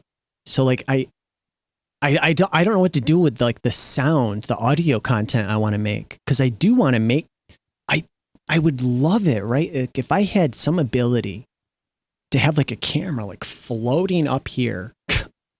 You know, like in a video game, you got like the fucking camera that you can just move around the environment. And it's like, all right, let's take a look at this now. Now we're going to go over here and do this. And the thing just kind of follows me around and we can look at different things. It'd be awesome if I had this magical fucking device, but I don't have one of those magic things. I don't even know how the fuck you would do that. The one like tool that I thought could possibly do something like that is a drone. But you don't want a drone anywhere near your fucking face. Dude, the thing will cut your fucking face open and you're done.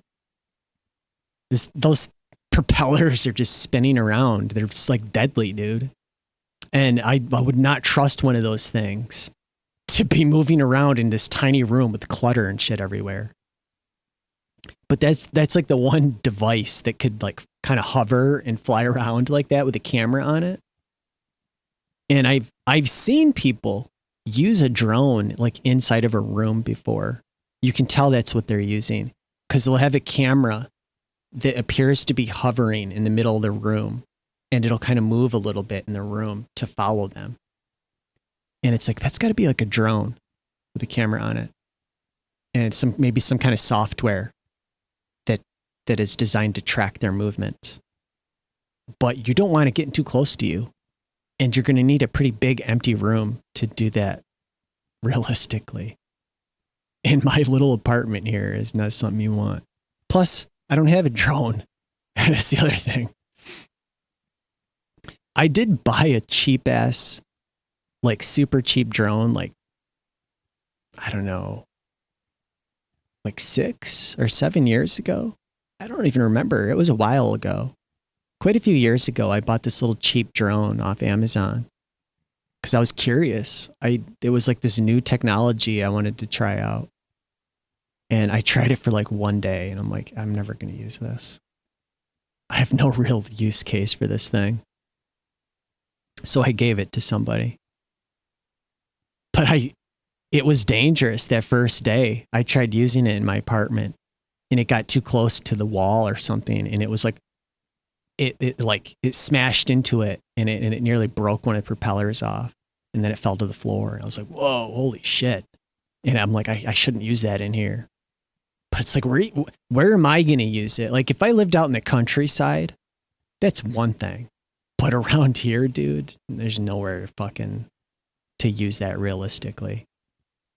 Not around here. And I feel like it's kind of like a privacy invasion when there's a lot of people around to have like a fucking drone with a camera flying around. I mean, you know, that's probably not even legal, I would imagine. And then you have to worry about like local laws. Realistically, like you could literally get in trouble with the fucking police, or even worse. You get to like, there's airports all over the place around here. You get too close to one of those fucking things with a drone, you're probably going to jail and facing some serious trouble. They aren't going to fucking hold back. They're going to make an example out of you. And you're like, I didn't know. And it doesn't matter, dude. Well, you know now, dude. Too bad. It's like too late for you. You probably go to jail, and maybe they probably treat you as a potential terrorist threat, is my guess. Just because you didn't know, and you had this toy that you were playing with too close to an airport. I feel like at this point, like enough people probably know, like don't even attempt.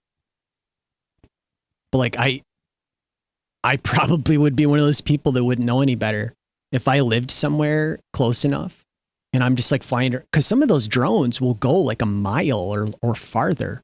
They'll go really far. And you're just like, wow, this is so cool. And like, maybe you just don't even realize where you are. And then all of a sudden you are fucked. The fucking police are at your door and you're going to jail and facing some serious repercussions. So those things, like, I feel like they're not even worth it anymore unless you live like out in the country somewhere. And then what are you doing with it? Unless you're trying to make some kind of film. They can be neat to capture something from like really high that would normally be inaccessible. Or like I said, you have the space indoors to have like a dynamic floating camera. That's kind of neat. I could see the appeal behind that if you have the right kind of room to do it in. But not in here. But like that's the only thing I can think of that would actually like give me that ability to be like, okay, now let's look over here. Now let's look over here. Because I would have to move around. I have some stuff here. There's stuff behind me. There's stuff to the right of me. Stuff in front of me. I would need either like 4 fucking cameras on special mounting equipment or some kind of floating camera. So that's like my other predicament. Like maybe it just doesn't make sense to have the sounds I make on here unless I did something completely separate where it's literally just like a fucking static background. And then you just hear sounds. Maybe it's like a slideshow of pictures. I don't know. I'm having trouble coming up with like the right format to make that work is the other problem. Because like I realized pretty early on, like this isn't working. You can't see what I'm doing. So it falls apart. But I want to be able to make things like that more quickly and with less bullshit. Get away from the DAW, get away from all the plugins. I'm so sick of that shit. Like maybe there's a time and a place for that at some point, you know? Like I want to make more material that I can release as like an album. And then maybe I would use a DAW and some plugins when I do that part of it so that it's more like professionally produced. And I have some stuff that I was thinking about finishing up and releasing. Cause like I do have an album that I made that I put on Bandcamp, but nobody's even looked at it. And then I have a second one that I could finish up because I've got most of the material. And it's just like, you know, when you hear your own work enough times, when you've heard it thousands of times, you don't want to hear it anymore. It's sickening to hear. It makes, it's like the kind of feeling when like literally you get poisoned and you feel like you need to lay down or you're going to throw up or pass out or something. That's what it's like. FYI. If you've ever actually made something and spent a lot of time on it, that's what it feels like. It's never a pleasant experience. Like, oh, I feel so good about that. That's great. That came out great. If you're the kind of person that plays a couple things and then you just hand it to somebody and they do all the work to turn it into like an album or a finished professionally produced song, and you didn't have to hear it 10,000 times for like 2 months and micromanage every single aspect of it to the point that you felt sick to your stomach and lost all perspective and started to hate it. Maybe you wouldn't feel like that. But if you had to do it all yourself, you're probably going to feel like that. It's a completely different way of working and thinking and feeling. And it sucks. You know, I don't think there's a single thing I've ever made that I feel good about. And I'm like, man, I like that. That's good. Not one single fucking thing one time in my life. And I'm going to guess there's other people like that. I'm just going to guess. I can't be the only, right? Like I'm not special. I'm the only one in the world. Like I was saying that before. I think I did, about being bad at everything. I can't be the only person in the world that sucks at everything. I can't be. Otherwise, I feel kind of like extra special. Like, yeah, but I'm the only one that's that bad. I should get some kind of trophy or an award. I should be in a book or something. The one person in the world that sucks at everything. And it's like, yeah, it's me. Hi. You know, it can't be. It can't be. I'm one of them, though. I'm in that group. I'm in that group where they're like, oh, and there's that other group over there. This guy suck at everything. Yeah, don't talk to them. I'm over there in that group, like with my head down. And none of us want to talk to each other. We're all ashamed. We all hate ourselves. And then we hate each other too. It's a shitty group to be in. Some of those guys, though, they go over in the other groups and they pretend that they belong there. That's the worst part. You don't belong over there. You suck too. Get back over here. I know you suck. I've heard what you do. I've seen what you do. Like I said, at least I'm aware of it. I know. I know that this sucks. I know I can't talk. I know I have bad mic technique. I look bad in the camera. I can't form my words. I talk about dumb shit. I go on for too long when I talk about things. I like lose track of a topic. I change the subject because like I'm intending to make a connection and then I fail to do that. That happens sometimes too. You know, or like in my mind, it's like, well, let me talk about this and then we can bring it back and connect it. But then on the journey there, I forget about it. Or I try to make that connection, but it took too long. So nobody else realized that that's what I was doing. I know that happens. I'm dumb, but I'm not that dumb. I feel like that's like potentially, maybe it's not. I was going to say like, I feel like that's good. It's like, it's good to be aware when you're a failure at shit. Like when you look like a fool or you make a mistake, you do something poorly. I feel like it's good to be aware of it. I'm like, yeah, I know. I suck. I'm aware. But maybe it's not. You know, maybe it's better if you don't know, because then you don't feel, you're not self-conscious about it. You have this weird, you know how some people are like, they believe in something strongly, even if they're wrong or they're really bad at doing it.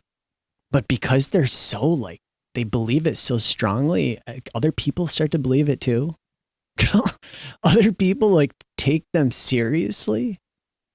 And it's like, but guys, no, they're wrong though. They're full of shit. This person's an idiot though. They don't know.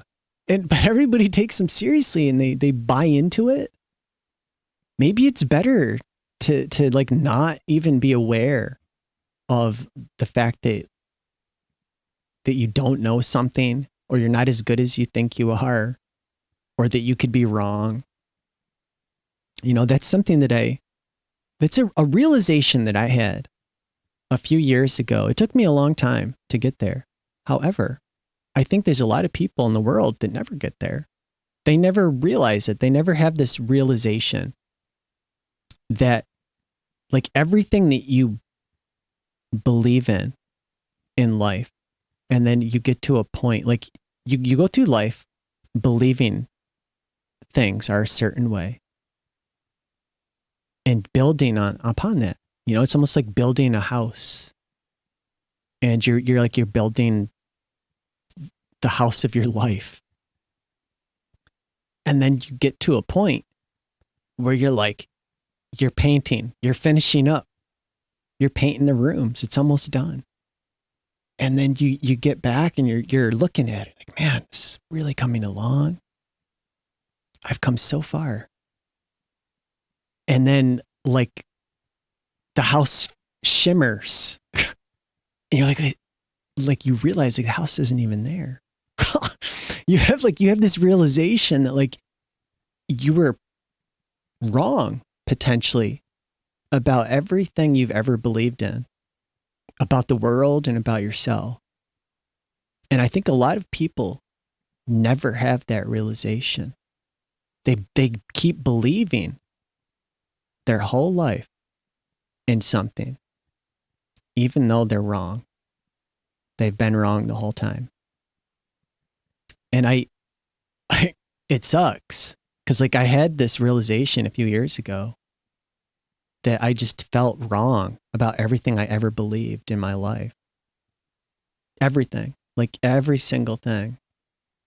My confidence in myself, my successes, how I felt about other people, and my sort of like outlook on the world and what I believed was real and what wasn't, like everything.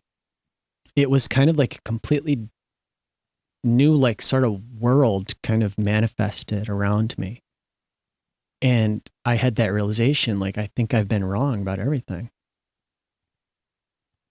The way people think about me, the way I feel about them, and the way I think about myself.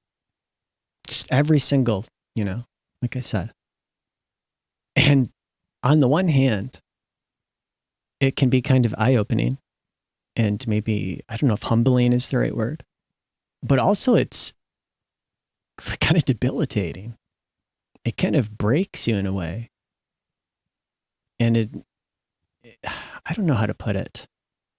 I don't know a good way to put it. I was going to say like, maybe it makes you like lose like respect for some people. I don't know. It changes your whole worldview. But I think it's important to always have in the back of your mind that knowing that, yeah, but I'm probably wrong. Yeah, but this is probably wrong. I'm probably not though, about everything that you do. Even if you think you're really good at something and you're always doing a great job at it, seemingly, you believe you are. Other people seem to act like you are. And so you have all this confidence. Maybe it's not a good idea because then you'll start to second guess it. But I feel like it's good to always have in the back of your mind that sort of knowledge, that knowing that, yeah, but you're probably not, and you're probably wrong, and you're not as good as you think you are. You're not as special as you think you are. And that's probably also not really what other people are thinking.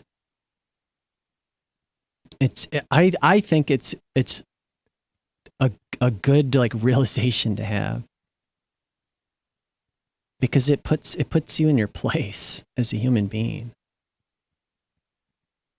Oftentimes I find people are like they're too like, what's that word? I was going to say cocky. I mean, there is that. They're too sure of themselves. They're too sure of themselves. This is something that I've ran into time and time again in my life with people. They are so sure of themselves and overconfident in what they believe and in their abilities. And sometimes they're successful, but many times they're not. And it's like, I thought you knew though, but I thought you said you knew this. I thought you were right. I thought you could do this, you know? And it's like, I've become like extra sort of critical of not just myself, but of all people the older I get, because I've had so many experiences with people that are so sure and so certain until they're put to the test. And then it's like, oh, but I thought you knew how to do this. Oh, well, and then they make an excuse and keep on pretending that they know. And it's just like, I've become like extra critical of every person, dude. And I feel like a lot of people, I don't know, maybe in secret, in privacy, they are also really critical of themselves and fully aware that they're full of shit, or maybe they don't know what that fuck they're really talking about half the time, or that they could be wrong about everything. You know? That is something that I really believe, that like the more that science tries to understand the world and how it works, like you're focusing in even harder to this focal point of what is almost certainly incorrect. And at some point you're going to be so off the mark and so hyper focused on what is untrue that you're never going to be able to get out of that and see the truth.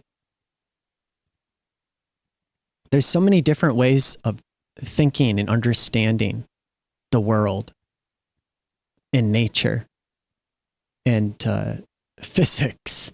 As soon as you start looking at physics, it becomes this sort of infinite possibility space is what it seems to be. But the whole idea behind it, my understanding, is getting a better idea of understanding reality fundamentally, which is supposed to help us as people. The better that we can understand the world, the more successful we can be. It's surviving, I think, is supposed to be how it goes. It's supposed to help us. I would think, right, that that's the real goal, is to enhance our survival rates, the percentages, to increase them at our success at survivability in the environment, because you're understanding it more deeply. You know, like to explain it really simplistically, you exist in an environment and you need food to survive. And food is like within like eye range. I don't know what the fuck you call that. It's within like the range of eyesight. You can see it. Maybe there's like a tree with fruit on it, but you've got to get to the tree. Maybe there's a river you have to cross and there's crocodiles in it. And suddenly you've got a predicament. Suddenly you've got this predicament. Like, well, how do I get to the tree? I need that fruit to survive. I can only live so many days without food. That's where I can see the food is. And now you're relying on the visual feedback from your eyes and you're, however you know this, right? But you know that there's food, you know that that's food and that it will sustain you for so long. And you've got to get to it. And suddenly you have to understand the environment in some way to have a higher chance of success at surviving. And that's like what all people have to do at the end of the day. They have to understand their environment to have a better chance at surviving. And that's kind of what physics does. Like what we do when we study it is what I think it's supposed to be doing, is helping us to understand the environment at a more fundamental level to increase our chance as a species of survivability. It gives us better tools for surviving. And it helps to create comforts that we wouldn't have otherwise. Makes things easier for us. The more we learn about it, new technologies are developed. But that stuff gets abused, and it gets used for like, well, it's benefiting this small group of people over here. Now they're using a technology that they made to basically feed off of us rather than helping us all out. Or they're making a weapon to destroy some of us. And it gets warped and used for the wrong reasons. But I want to say, like, fundamentally, that's supposed to be the idea of why we study nature at that sort of level, is to help us survive. You know, maybe in the future we will need that knowledge to survive in conditions that we don't currently have to survive in. We'll have destroyed the world to such a drastic extent. It'll be so unlivable otherwise. Or maybe we'll have to leave the planet because it'll be so unlivable. That'd be a damn shame. You know, when you look at this planet and you see how beautiful it is, blue skies, you know, green leaves blowing in the breeze and birds chirping. You can take a deep breath of air and it doesn't hurt you. You used to be able to drink right out of streams. You can't even do that anymore. You're probably going to get violently ill and maybe even die if you did that. But it used to be you could just take a drink out of a stream or like a clear, maybe a lake. I don't know. I feel like a stream was probably always a better choice because it's moving. But you could drink out of like nature's water at one point. I've heard about it. They talk about it in stories. And someday they'll be talking about the same thing with air, or how we used to see like fucking plants and animals. But it's this seemingly idealized, almost utopia. And it'd be a damn shame if we had to suddenly start looking at barren wastelands like Mars. Like when I hear people talk about this fantasy of like someday we go to Mars, I can't think of a bigger waste of fucking time and money than going to Mars.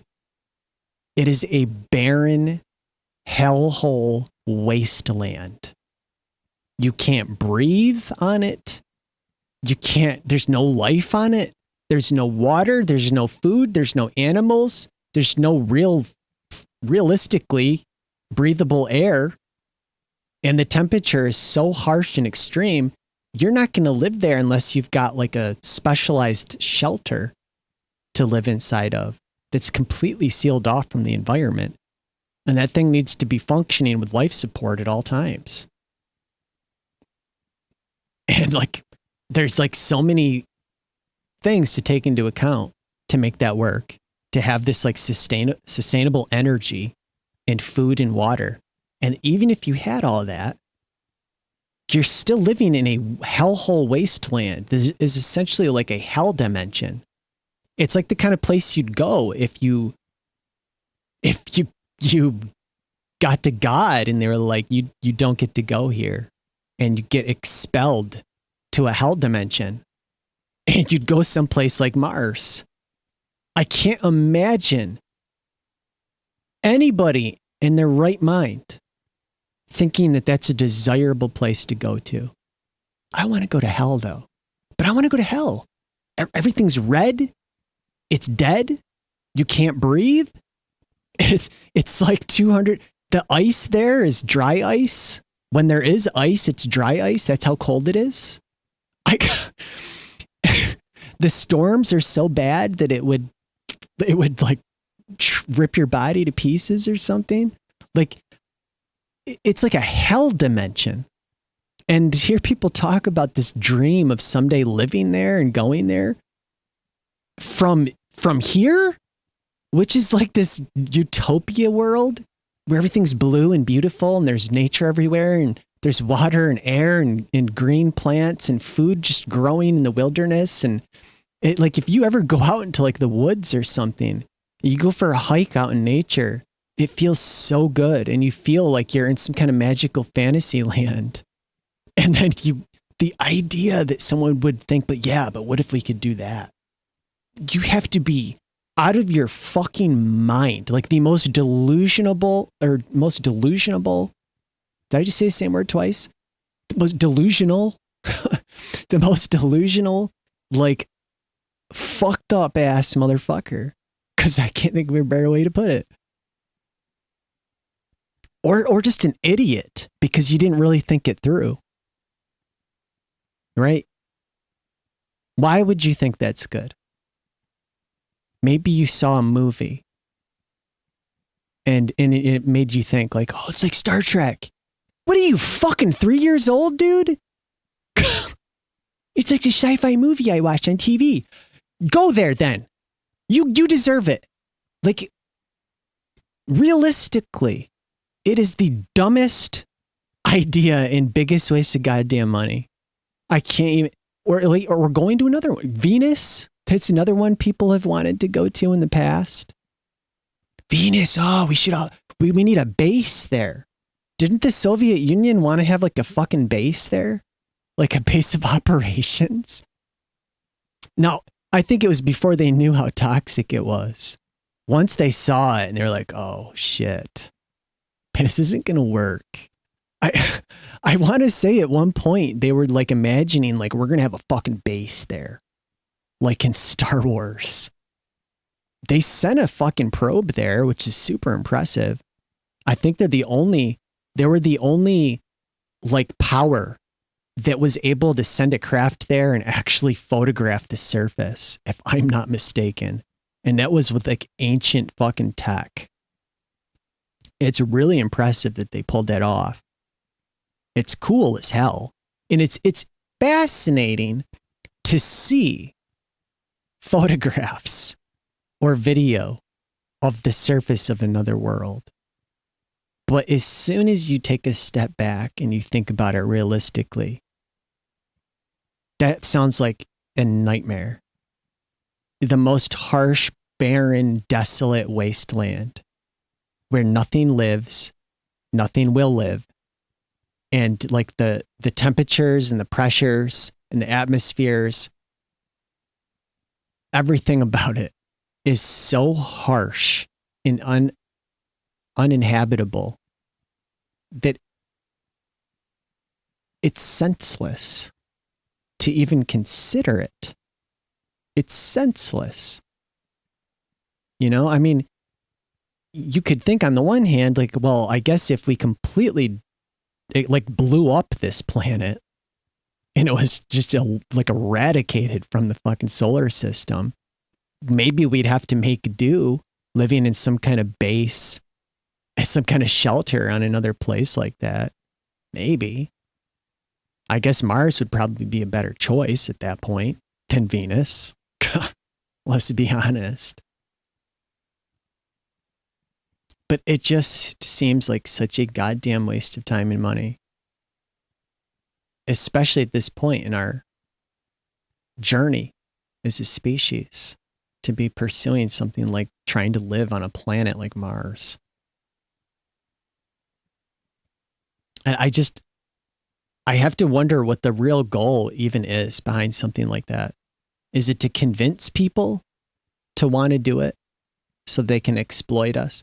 Yeah, but dude, if we can get people on board with it, think of the resources they could extract for us while we sit comfortably in our mansions back here on Earth.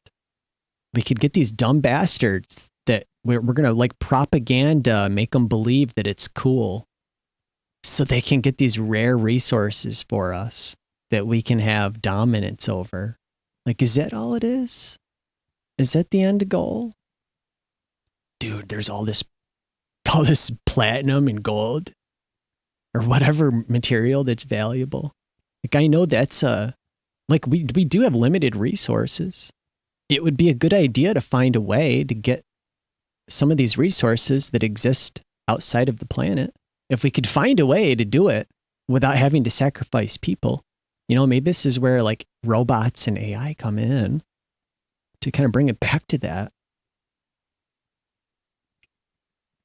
I could see that definitely being a use case for technologies like that.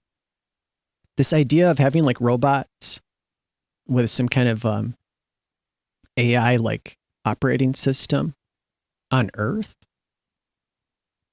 isn't so desirable, I think, for most people. But to have something that is externally from the environment in a place where we can't really exist to get resources that we need, or at least we could use for modern technology. We don't need it necessarily, but some of these asteroids are like filled with rare materials that are rare here but abundant there. And if we could have like mining operations to get that stuff, that would be a use case for some of these technologies. It would be awesome if you could get a hold of all these rare materials that we're running out of on this planet, or maybe even some of them that we don't even have access to allow us to develop new technologies that like on paper we could make potentially if we overcame some hurdles and had technologies that we don't currently have. And some of these rare materials that exist in space could help us to get there. There's different materials that exist out there that we just don't have on Earth. You know, like I think there's some material even on the moon that because it's been irradiated for billions of years, there's materials there that could be mined that just don't exist here. And you could potentially make advanced fuels that we can't currently create with a facility on a place like the moon's pretty close. I can see this use case for having facilities to gather resources, but to live somewhere, to be like, yeah, but let's live there. That to me is like the dumbest shit, because we have a paradise here. This is like one of those, it's the only world that we even know of that exists in the entire galaxy. We're probably wrong because we just don't have the technology to go far enough and observe well enough. We're probably wrong. There's probably more, but it's the only one we are aware of. And people are like so excited to leave it for like an empty, barren wasteland. I just think that's really dumb. Like, it's really stupid and a huge waste of fucking time and money. Like if I was going to be spending the money to go to space, it would probably be like, well, where's like the closest object with the most valuable resources? How do we get those? That's what I would be looking at way before I looked at something like living on Mars. Seriously, dude. What the fuck?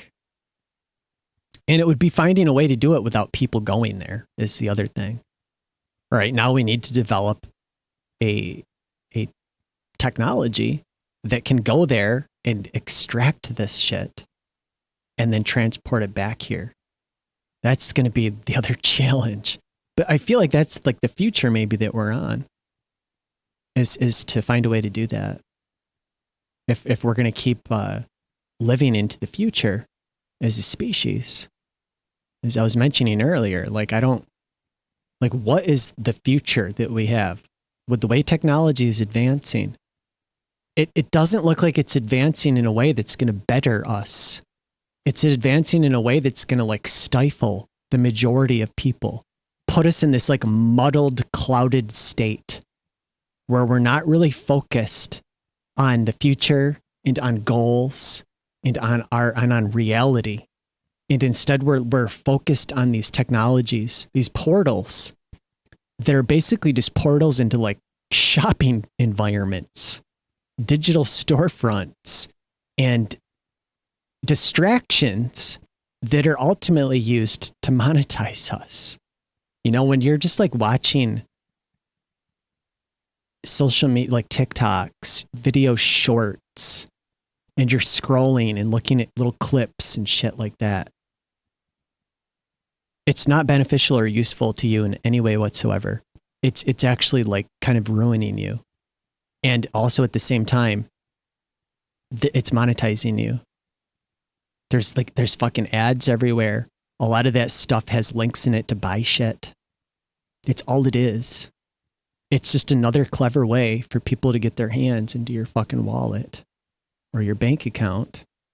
And it's not like a useful technology to us. Not to us, to them, but not to us. And I feel like there needs to be a change in how technology is made and distributed to be useful to us again, because that used to be what it was about. It was about making technology that was useful for us as people. When you went to the store to buy a shovel, it was a useful tool that you needed to do a job. And you'd have that shovel for a long, long time. Maybe your whole life. At the very least, for many years. You'd go to get an axe. You'd have that axe for a long time. It was a useful tool. But the tools that are being made and sold to us now are often not useful to us to do a job for us. It's to do a job for them to reach their fucking hands into our fucking personal lives and into our bank accounts. It's all it is. It's not useful. It's not a useful tool for us. And I want to see technology change. You know, I think there can be advanced modern technology that is a useful tool to us, but I'm not seeing that shit. I'm just not. A lot of the modern technology that's made, it's for distractions. At best, it's for a distraction. And like myself, some of the content on my channel uses that stuff when I play games. They are oftentimes distractions from reality. They're also experiences that you can have that you otherwise wouldn't be able to have. You know, some people don't live in a place where they can really have a nice experience. So they can play a artificial experience to feel like they have something happening in their life that's positive in some way, or where they have some kind of power over their life and over the world. But oftentimes they are distractions and they're portals into your bank account. Like all those free to play games, there's so many of them now. Free to play though, but it's free. Like the moment you see that, I know to stay the fuck away from it. No, thank you. I don't care how good the fucking characters look. I don't care that it's this big, pretty open world. The moment I see it says free on it, I know that it is a scam piece of shit. I want nothing to do with it. But for a lot of people, they don't have the money to buy games and they see free and they're like, well, it's free. I'm going to do this. But they end up spending money in it because that's what those are made for. There's little tiny, well, it's only $1. It's only $3. And after a year is over, you could have bought like 10 fucking games. And now you feel like, well, now I'm invested in this though. And it's not a useful tool that we oftentimes with technology. I could say GPS isn't a useful tool, something like GPS, but that's kind of old at this point. But that's a useful tool. That's like life changing. You can just fucking have the directions shown to you. Oh, just take a right here. Okay, now you have like your own personal navigator, but it's wrong sometimes, like AI is. Sometimes it's wrong and it takes you down the wrong road and you get lost, or you go to a bad place you shouldn't be. But most of the time, it's very helpful. I don't know. I want to see positive, useful tools made with technologies that are in development that are helping us. Like some of this stuff happens behind the scenes that we're not hearing about. Some new medical device could be helpful. But I feel like we're not hearing about enough of these things. Like the majority of what we see, what we interact with on a daily basis is the trash. That's what's shoved down everybody's throats constantly. It's all this trash, useless shit. It's just because I grew up before all this shit existed.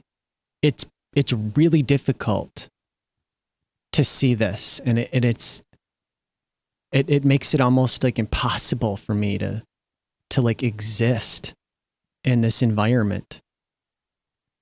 I lived in the world before all of this technology. I lived in a world where, like, you went out, you talked to people, you went outside, and, you know, you worked hard. Like, those are the three things that you did. Like, you worked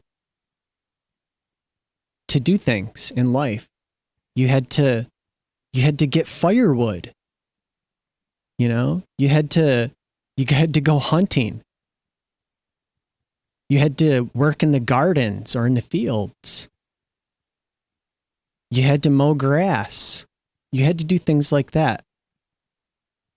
And then if you interacted in the environment in any way with people, it was just talking to people face to face.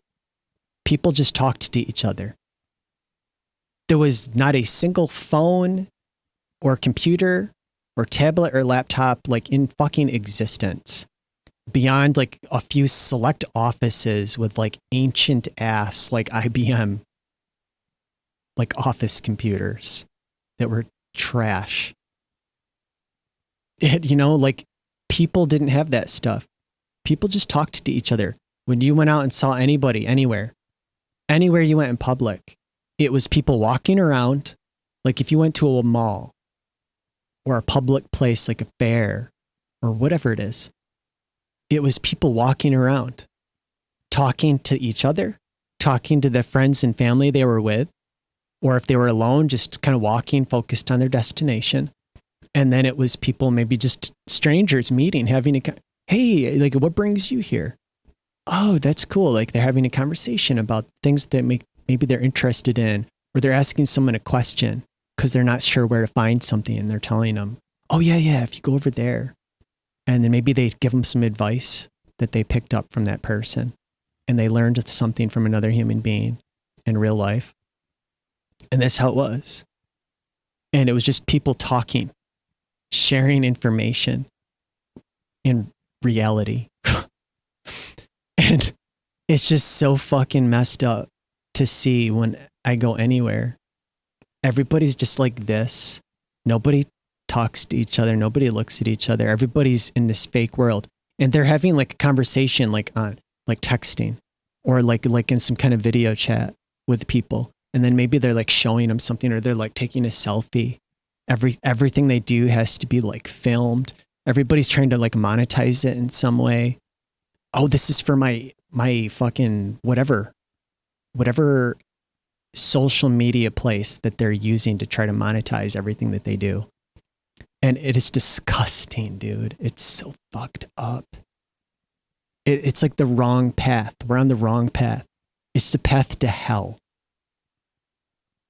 And we need to get the fuck off of it. I don't know how the fuck that changes. But it's like it's becoming too much for me to even fucking manage, dude. It's so sad to see. I hate it.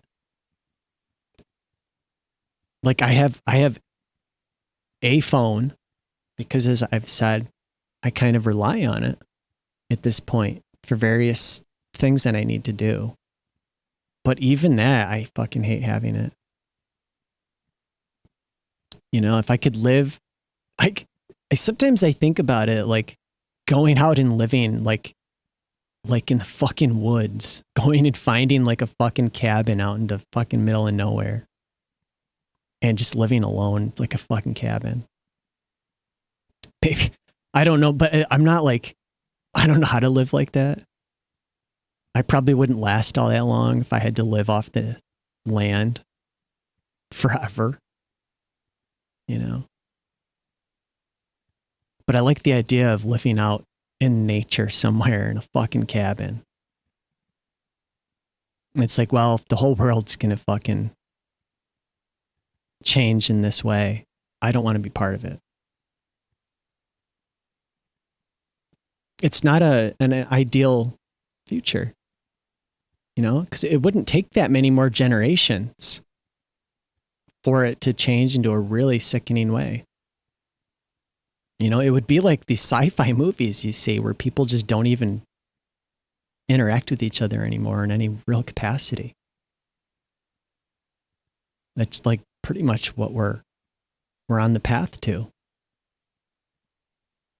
It's all in a digital space, and it's fake, and it's meaningless at the end of the day. That digital space is meaningless.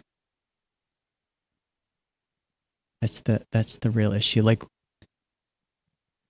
people have it too good that they can do that. That's kind of what that's a sign of, right? They have it too good because they don't need to talk to their neighbors. They don't need to know their neighbors. They don't need to get to know who's living down the road and get to know them and know if they're good people or not, to like have them over for dinner or to like share food with them. Hey, we made you this cake, or we had some extra corn in the garden. Would you like some? And now there's sort of a connection there. They don't have that. So at some point, because it'll likely happen, when the world they live in goes into the shitter and the people, if first of all, they probably won't even have access to the internet when that happens. It'll be cut off. Now what are you going to do? And now it's going to be every man for himself. Good luck with that. If you can't if you don't have like a community around you of people that you know and that you trust and that you've been connecting with for your whole life, no one's going to have anybody's back. No one's going to help each other out in tough times like they used to. You know, like when I was a little kid, if some bad shit happened in the world, like most of like our neighbors, we probably would all come together and helped each other out in some capacity. That ain't going to happen now. That's not going to happen nowadays. Not even fucking close, dude.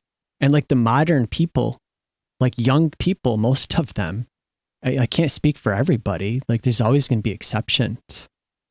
But most younger people nowadays, they never, because they never even experienced that kind of environment and that kind of interaction and that kind of world. Like they're not going to have any of those abilities to connect. They're not going to have any of those skill sets. It's disturbing because like I said, it wasn't very long. It was just a few years ago. It was just a few years ago, dude. It was all of humanity for tens of thousands of years. And then just a few years ago, it changed because of some tech people getting into positions of power. And they radically and rapidly changed our environment and the way that we live, the way that we socialize, the way that we interact. And they changed the way that, like, the tools that we need to survive, essentially. And it's turning into such a fucking problem. And I don't see a positive future, as I was saying earlier. I'm hoping that something positive does change, and that it becomes positive in some way. I just can't quite visualize what that is, what that looks like. And that's sad. Like, I'm trying to think of, like, I don't know if maybe I was saying something earlier and I forgot what it was, but I can't think of what a positive technology would look like that we could make, that people would make and use, that would change this sort of dark path we're on. Because everybody is basically so all in now, so fully embraced and accepted fake digital life. I don't see a way out of it other than you cut it off, like hard cut off. And because we function like that now on the internet with digital tools and technologies, I don't even see how that's possible. It just doesn't seem realistic. So I don't know what the fuck, dude, because people are weak. They're easily manipulated, they're easily controlled, they're easily swayed and pulled in directions.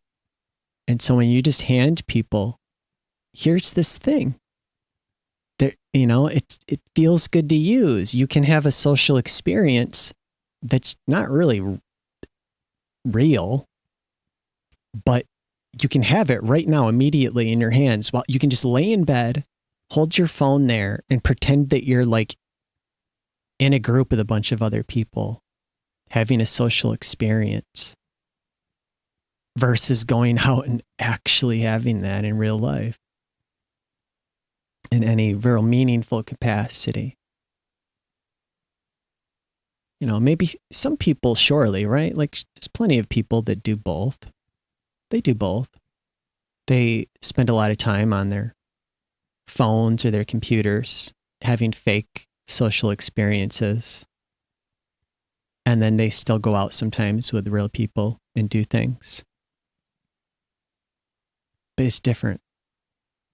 It's so much different than it used to be. Like I said, they're still all going to be like on their phones and shit. It's an addiction. People can't seem to put the fucking thing down. They can't put it away. They can't set it aside. They can't say, like, yeah, but we don't use that now. I use that when I'm alone at home. We're not going to use it when we're out in public together. Like, people don't make that rule. They all sit there, yeah. And like, they're not even paying attention to you. Oh, did you see this? Look at this. And you're like, oh yeah, well, look at this on mine. And you're no longer in the actual environment, having the experience in the environment that you're supposed to be having. You're still doing that dumb shit. I don't know. Maybe I'm wrong. Maybe I'm wrong about it. It's what it seems like to me. And it seems like it's getting worse. And I wanted to talk about it.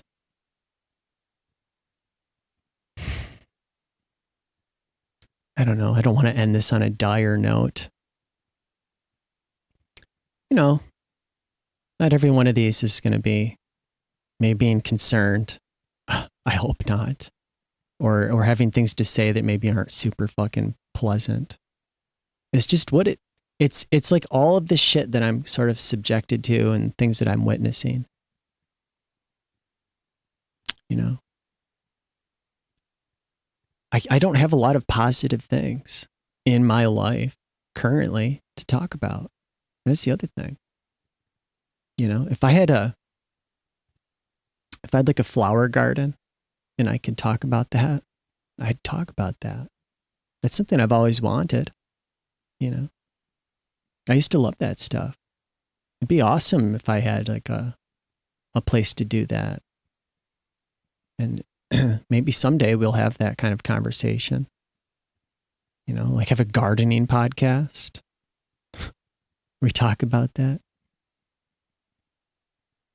Podcast where we talk about nature. It's more positive.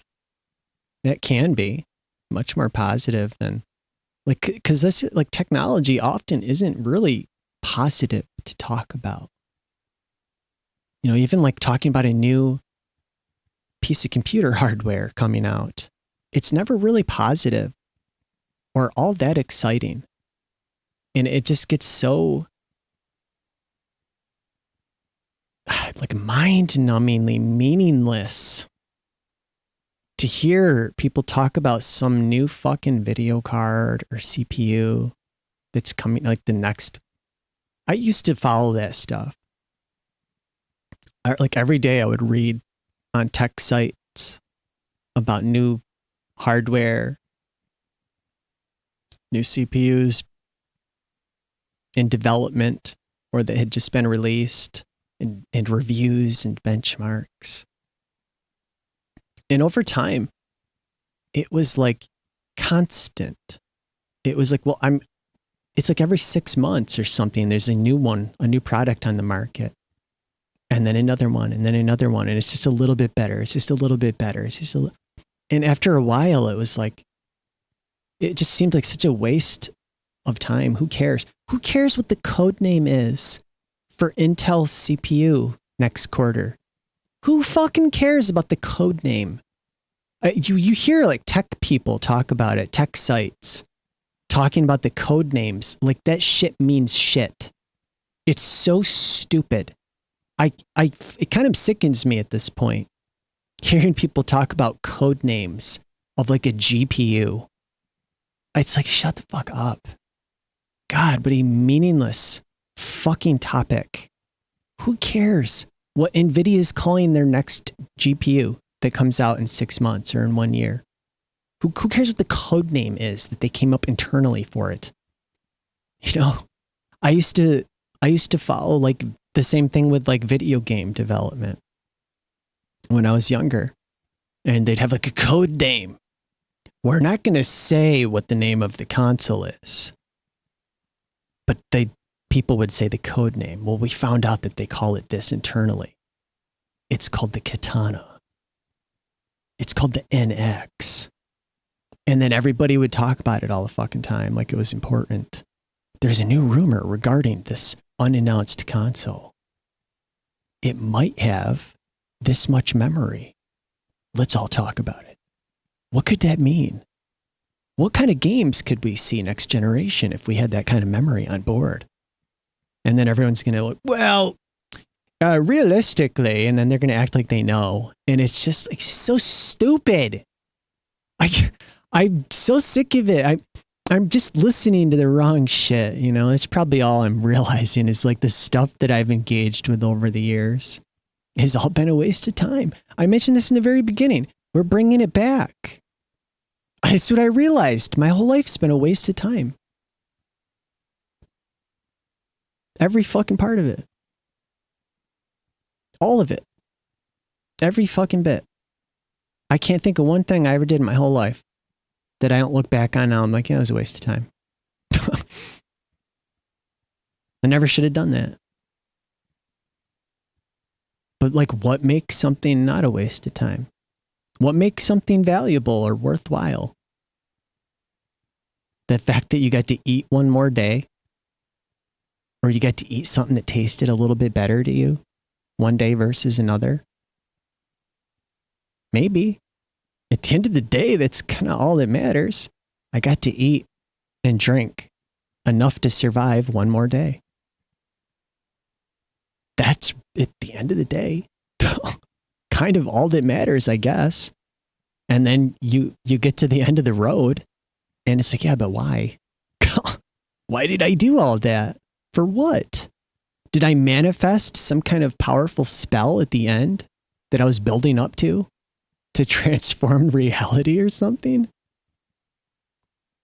For a lot of people, it's really just to reproduce.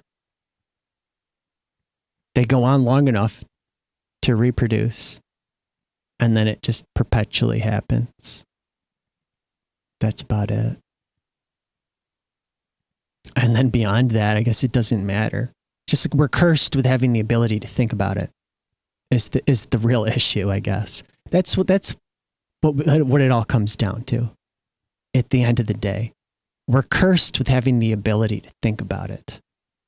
But we're supposed to just be eating, sleeping, and fucking and not thinking about it. We need to go back to simpler times. Yeah, and maybe we'll eventually evolve there, like in H.G. Wells' The Time Machine. Since I think we talked about that on this episode. I don't think maybe that was the one I deleted. I don't remember now because I've done this a bunch of times. But if I did do it on here, we take it back to that. Maybe we eventually evolve to that state where we don't think about it again. Maybe the technology is a good thing, that our kids are being indoctrinated with phones and tablets and Roblox and tech companies being scumbag pieces of shit. Maybe eventually the outcome is enough time passes and we're all just so dumb that we don't think anymore. And we can just happily eat, sleep, and fuck and never have to think about a thing. And now we get to be like the animals again that we are.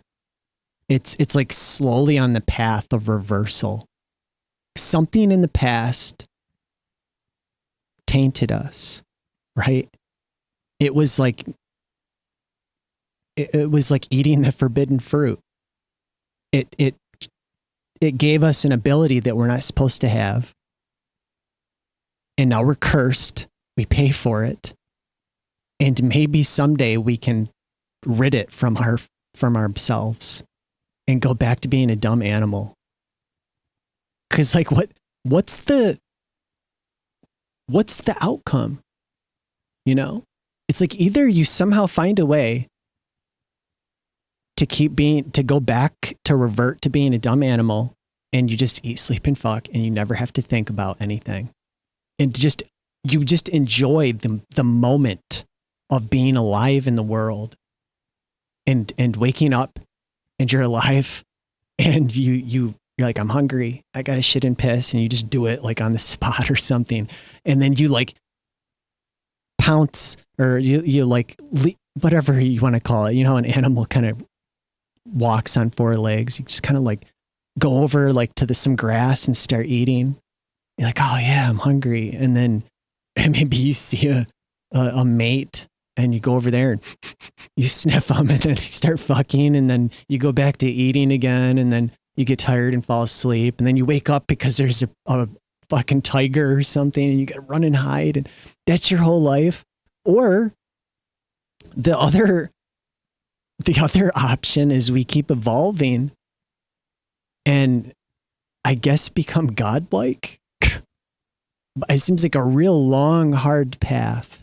And I don't see it actually ever happening. I don't.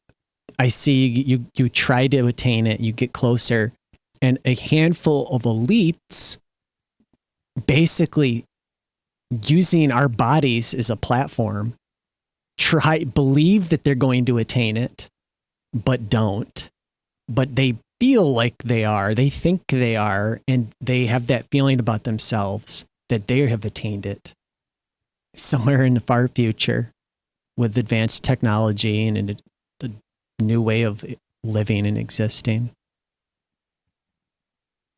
But I don't think we do. But we try.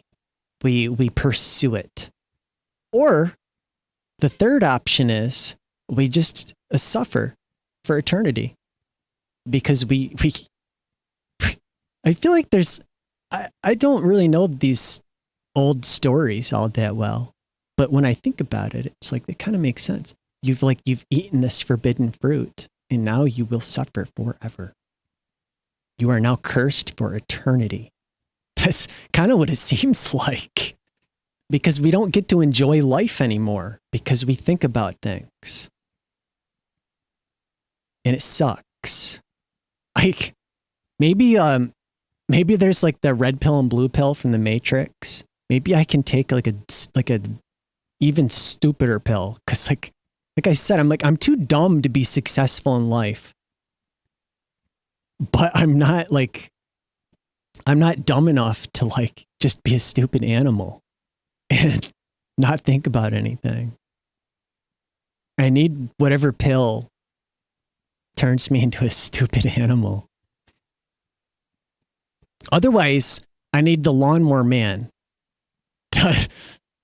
medication that they gave him so that I can become like a hyper genius and I can just do anything. Like he became like pure energy or something, didn't he?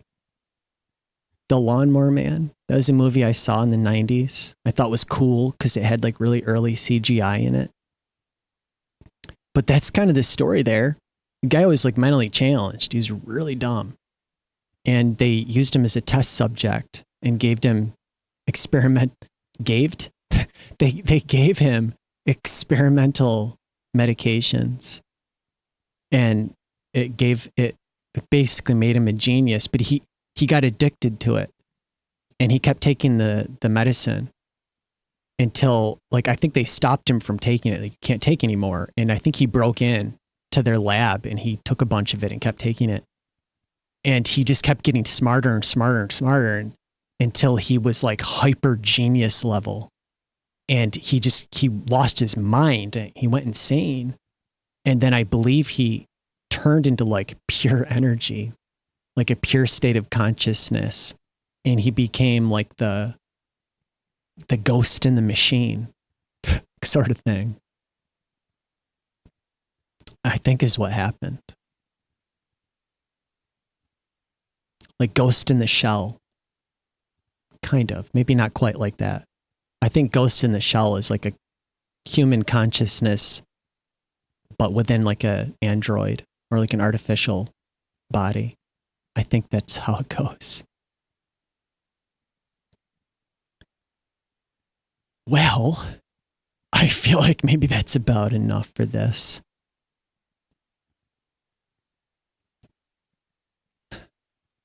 I still want to do some stuff with sound. I still do. I just needed to take a break from it. Because we didn't hear it here. Which is intentional. Because I've been doing it for 2 weeks straight and losing my mind. And I can't do it right now. Otherwise, I'm just going to get really upset again and defeated. And I needed something to like refreshen me. And I'm hoping that this here helps with that. We got to talk about various things. Kind of went all over. That's the idea here, right? I wanted a place to talk about things. And the flow state idea, it doesn't mean just, oh, I'm going to make music. That's not what it means. It's like you get into this place in your mind, this like state of mind where you're not really thinking about the external world or environment, and you're focused more in about like internally what you're feeling, what you're thinking. And then eventually, like when I'm doing something creative, getting into this place, it's almost like what's the word I came up with? I can't think of it now on the spot. You know, like a meditative almost. And we're creating something to some extent here when we're just talking and just kind of going with the flow. We're generating this stuff raw on the fly in real time with our mind. So it is a creative endeavor. Like I'm generating all of this with my mind in real time. And I'm just hitting record. There's obviously no script here, which maybe is refreshing to some people. I hate the script format. I'm so sick of it, dude. I mentioned that possibly in this video, maybe in one of the videos I deleted. I'm so sick of this script format that everybody goddamn does. I cannot fucking stand it. So we don't do a script. We just go live and raw with pure mind generation. I'm making this shit in real time, and it's a creative endeavor. You know, I'm using my mind to create these things in real time. And you could say it kind of fits this program. But sometimes we're going to do stuff with sound as well. You know, I think I've got a couple little sounds here.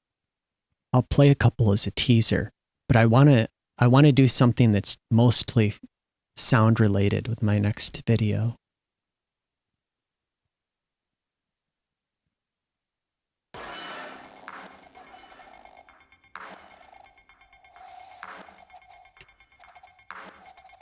Let me change that pattern.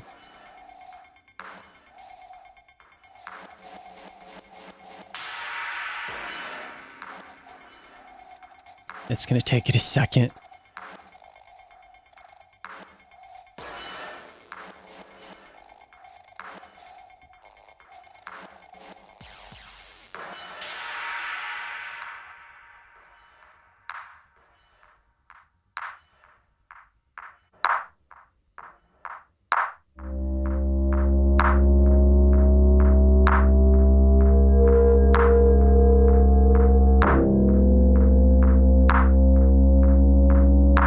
Got a few sounds that I've made. I've got a bunch of patterns on the Digitakt and Digitone to get started.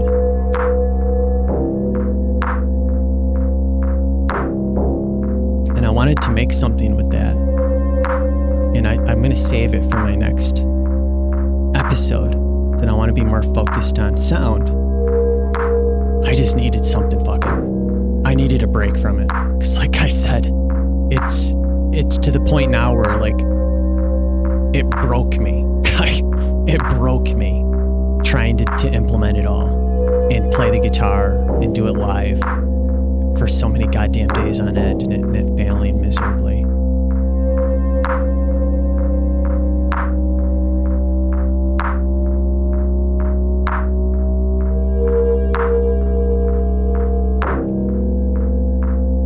But I had these kind of darker sounds that I wanted to make at the time. That was the mood I was in. That was the vibe I was going for.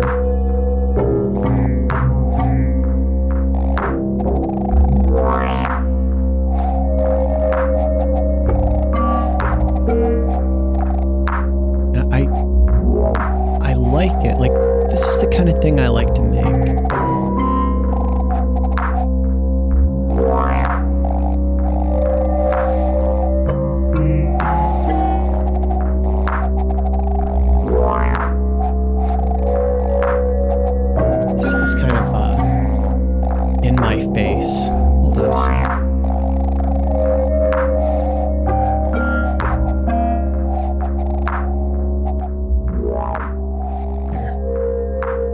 It's a little less intense.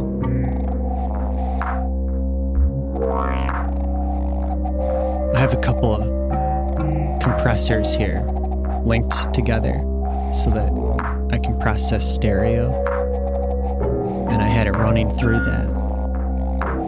And the settings I had dialed in were making it kind of aggressive, but right now I don't want it as aggressive.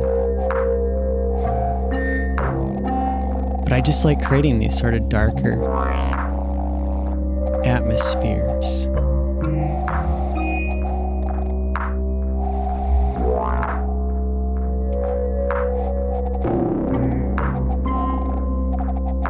And I like layering them together, slowly kind of building up to something.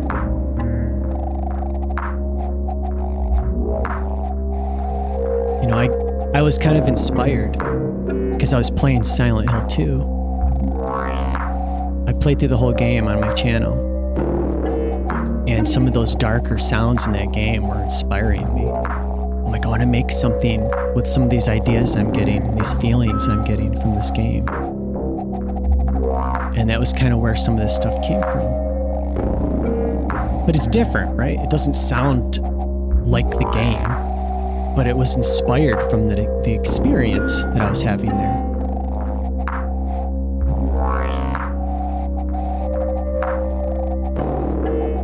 And oftentimes I gravitate towards sounds like this.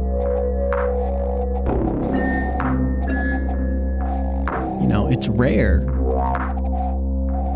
that I'm in the mood for something that's like uplifting and happy and bright. I'm just often not in that place mentally, and I don't like to hear it.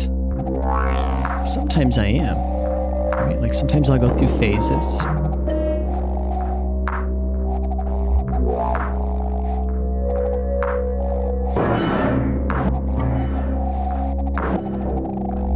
There was a time where I was listening to Still Corners on a regular basis. And that took a much lighter mood. But it still goes into a territory that's a little moody, maybe a little unsettling. But it's not quite like this. It's dream pop would be the genre for Still Corners. And I have some of their records.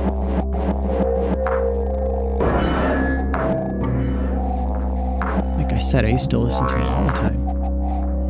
But I have to be in that mood and that mindset. And I go througphases. I haven't been in the mood to hear it. Like, I don't even want to hear it at this point in my life.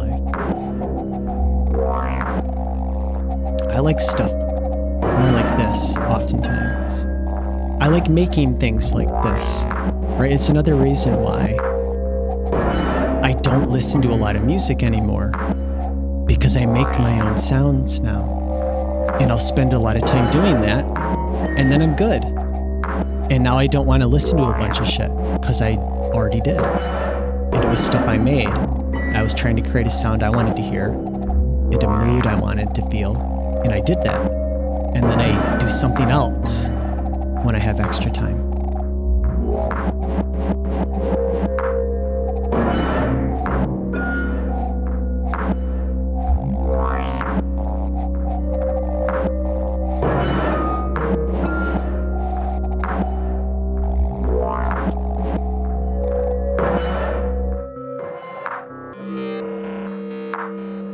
But I got a bunch of different patterns here that I did.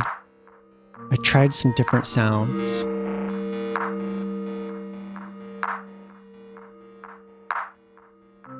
And I wanted to have a way to kind of layer that stuff and have it all kind of come together and then play my guitar with it.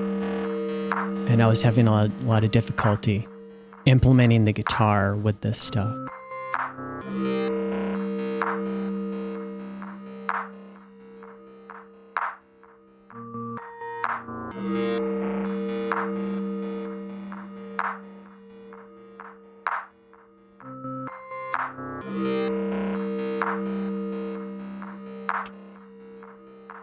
Let's see what this one is. There's probably a couple extra sounds I added here.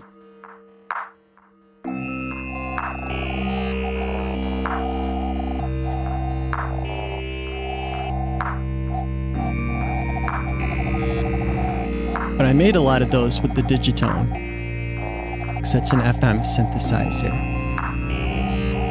And you create all those sounds from a pure sine wave.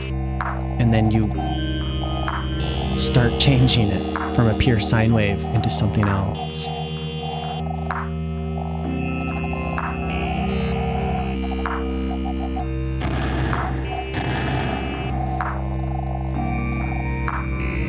It's my guitar, I think. It's like, use me, I'm over here.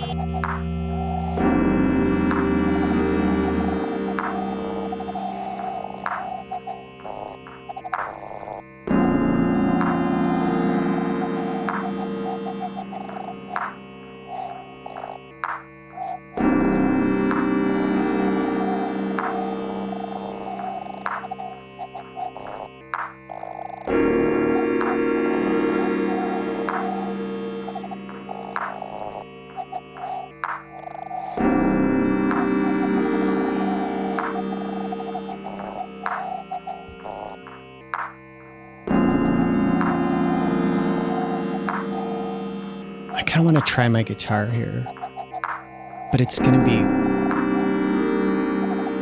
poorly implemented, I think. But I feel kind of in the mood to try it.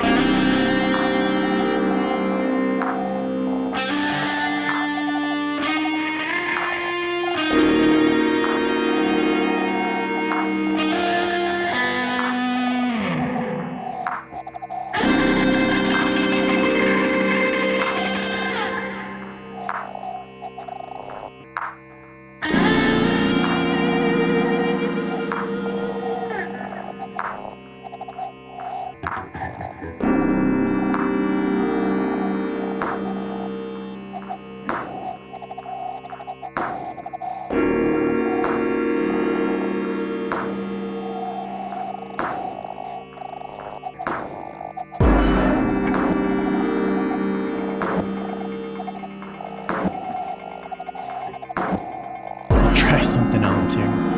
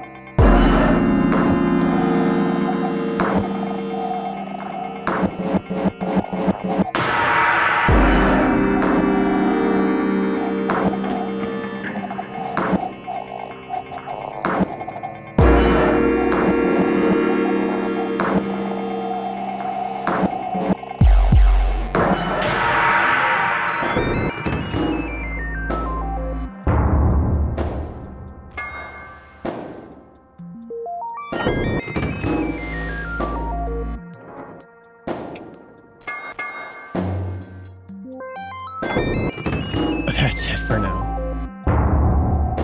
As you can see, or hear, I can't get the timing for shit on that guitar. I need to have like a click track. I need to be able to hear the tempo in my fucking headphones. I need to be able to hear like the click of like a tempo, like a click track. I need to be able to hear that. Otherwise, I'm like, I don't know when to play this. And it's like, I kind of have an idea, but not really. And I just don't have the ideal spot to do this either.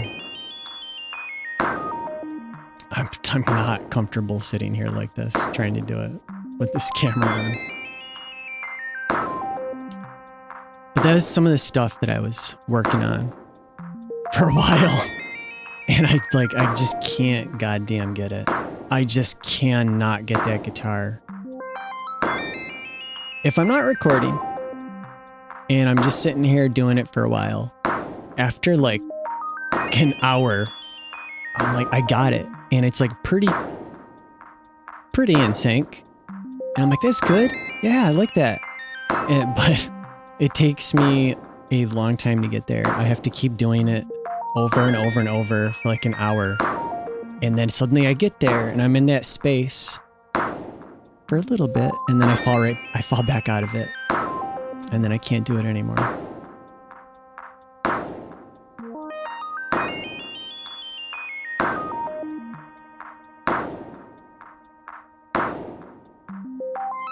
But there's some of the stuff I was doing.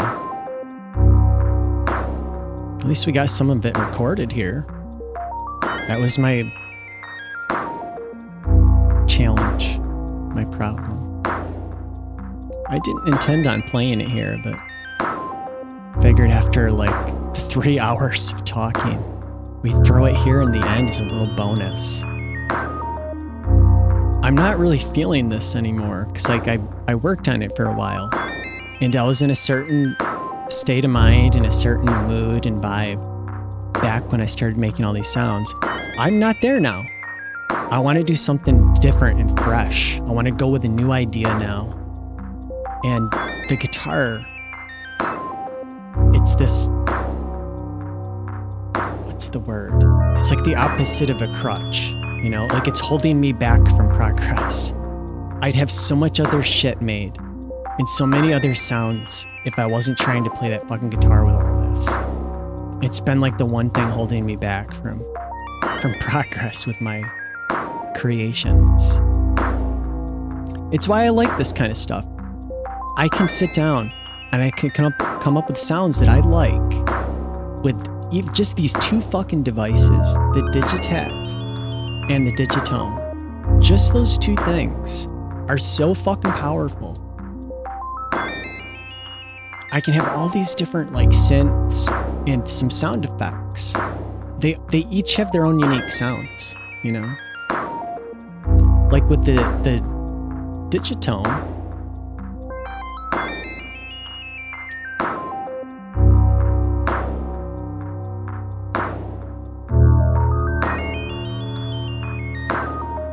I know you can't see it, but I can go to like a blank category, like right there.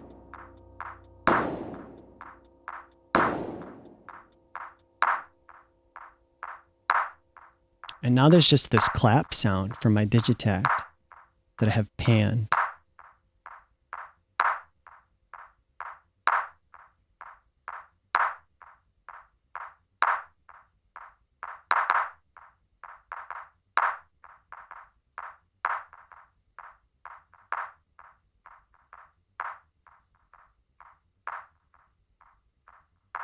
And I'll turn it down. And then on the Digitone,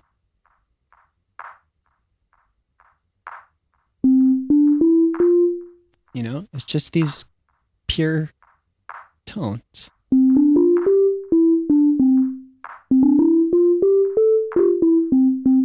It's distorting. It's the compressors that it's plugged into. They add saturation. I can bypass those.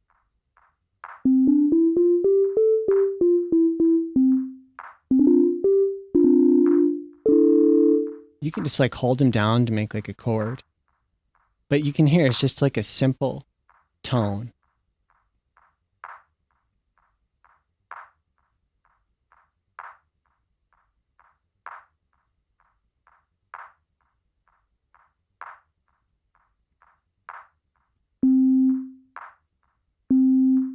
And you can just have it play. This repeated pattern. And then you can start like changing up the sounds. You start shaping it.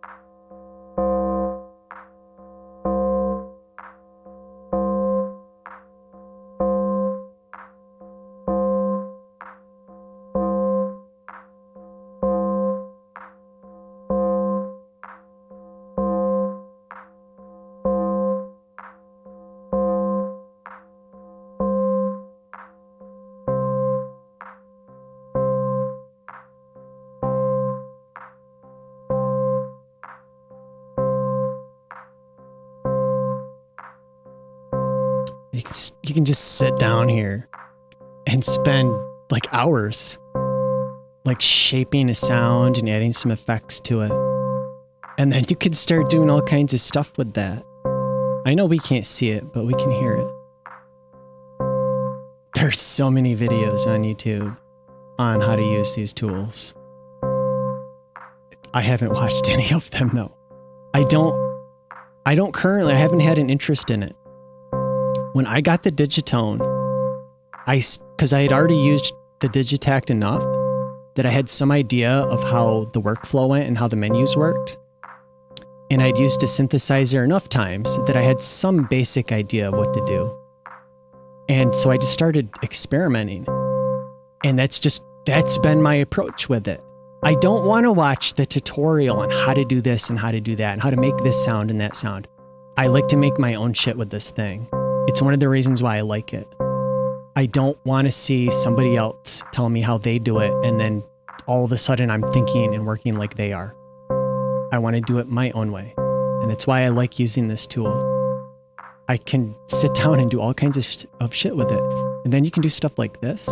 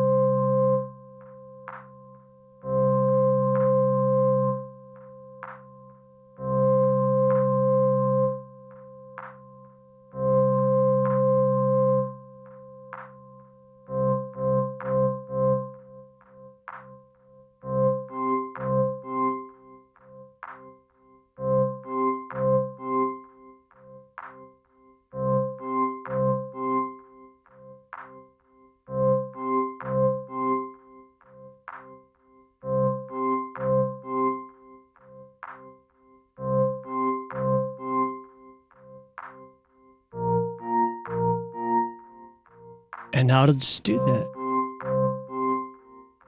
And you can just keep going and just keep adding effects and parameters and changing the sound.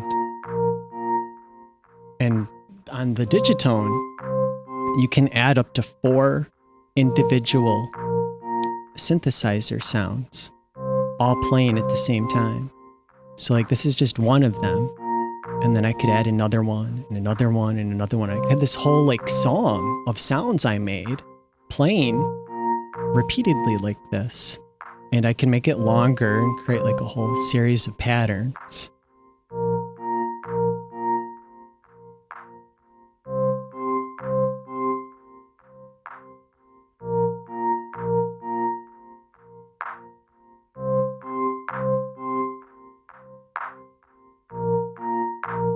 And that's what I like to do, is just to go in and make shit like this. Rather than spend my time listening to other people's music, I've gotten to this point now where I just like to do this on my own. And then that's my music. I got what I wanted to get there, you know? I'll obviously do more than that. It's just a quick little example of making a sound.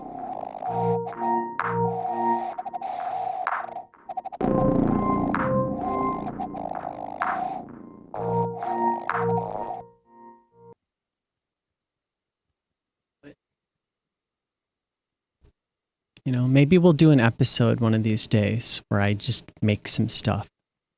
The issue is I will sit down and sometimes spend the entire day on like a couple of sounds because I like to experiment.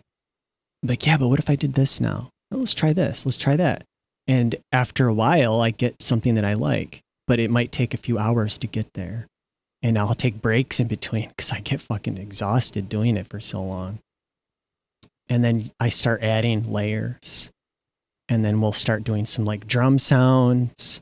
Then we might get to the point after probably a few days of going over to one of my modular cases and adding some sounds with that, you know, and it can just keep building on there and layering. And then what I would often do in the past is I would record all that stuff and transfer it, you know, like record it onto the computer.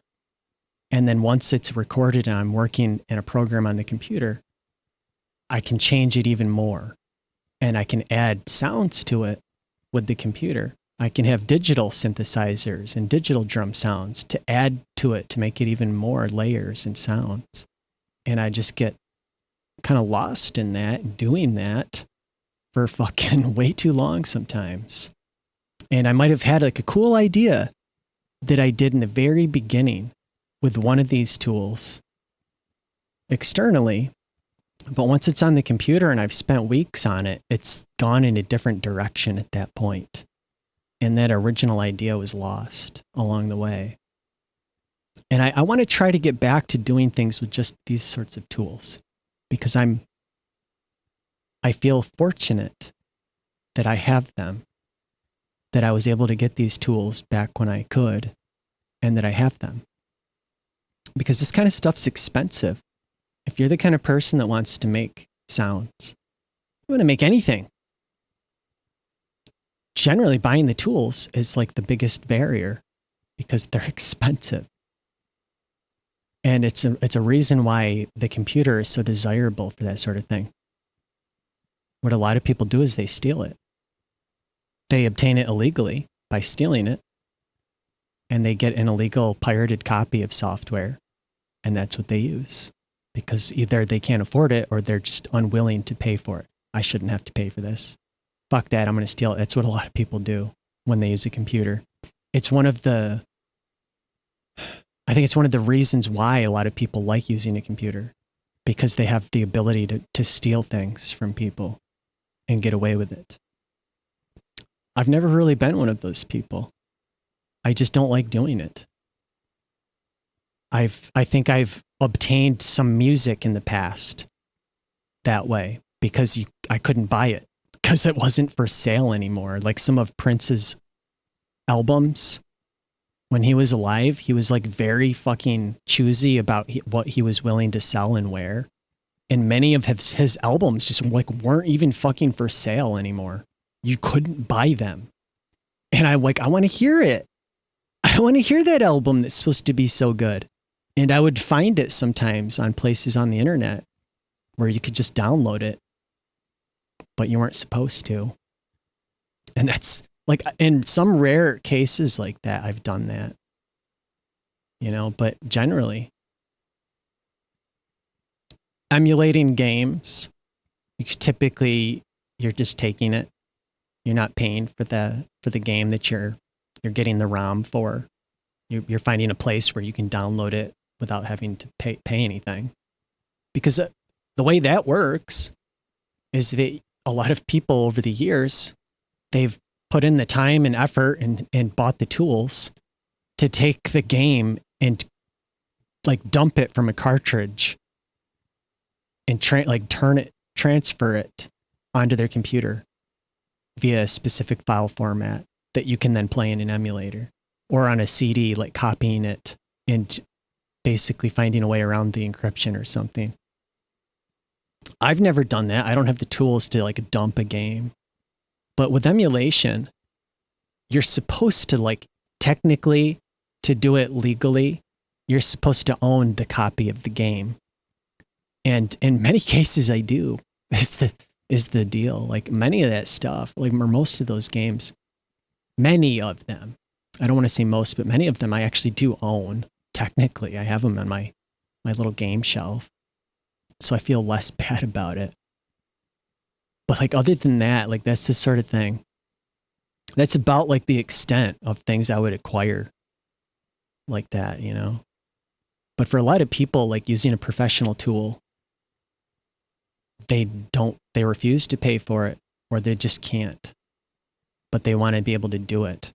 And there's a lot of free software out there too. And that's another reason why it's so attractive. I like using hardware in some cases, if it makes sense, when it feels good to use. Using the Digitakt and Digitone, I like using them. And I like the results I get using them. I don't like using a digital version of them. Electron actually has a tool you can install that lets you basically have a plug-in. I think you have to plug the device. You have to plug like the Digitakt and Digitone into your computer with a USB cable. But then you can run a program that lets you essentially also have a plug-in version of it in your DAW, and you can control it from that plug-in. But it's actually controlling shit on the device, on the piece of hardware. To me, that completely it eliminates the reason for even using the thing in the first place. I don't ever want to use a digital interface for anything. I hate that shit. I don't want to be doing it all on the computer. I want to be sitting over here using the piece of hardware and turning the knobs and pressing the buttons. I don't want to be sitting here with a mouse and keyboard and clicking on a fucking digital interface to control the thing that's right next to me that was made to be touched with hands. But some people like to do it that way. And I've mentioned it a few times. It's been like the topic of conversation on here.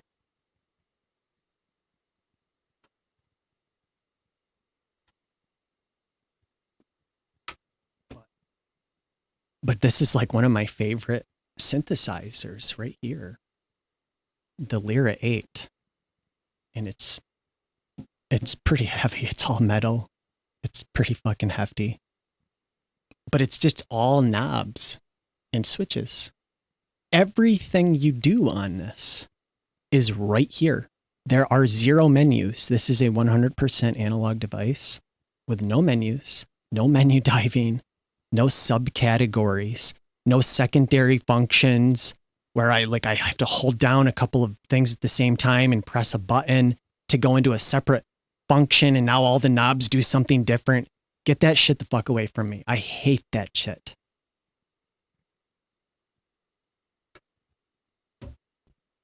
right? Like I have some tools that are like that. I have a guitar effects pedal that's like that. And I mean, it's neat. You know, they're able to put more features in this thing, but like you hold down a fucking button and then you basically every single knob is a different function now on the whole fucking device. Like the whole device has like a whole secondary set of functions. And like, I don't like that. I'm like, okay, so what does it do now? I have to go like get the manual and to like look at the manual while I'm using it every fucking time. And it's not a desirable way to interact with something or to use something for me. I want to see it all right here in front of me. And I want to know what everything is doing at all times. And I don't want to be menu diving. So I like preferably all of my tools would be like that. It's been this like journey throughout my like music or audio journey. It's been a separate journey finding the tools that work for me, because a lot of times I don't know until I get it. Would I like that? That seems like it could be cool. And then I get it and I don't like using it. It sucks. Like the Akai Force. I hate that fucking thing. It's like what a waste of money that was. I wish I'd never bought it. I wish I'd never bought that fucking thing. I thought it was going to solve some issues and give me all this functionality, and I fucking hate that thing. I wish I knew somebody that would trade me a different piece of gear for it. You know, like, God damn it. I'd love to get maybe like a desktop synth or something, like a sequential circuits analog synthesizer. I don't know, something different. I don't like the Force. It's got some neat functions, but it sucks to use. I fucking hate using the thing so much. It's such a chore to try and use it that it kills any sort of creative path that I'm on. And it just becomes this miserable ass fucking tool. It's like, to me, it feels poorly designed. It's from a way of thinking that's not compatible with me. And so I hate it. Some people probably love the thing because it is more in line with the way they think. I don't know.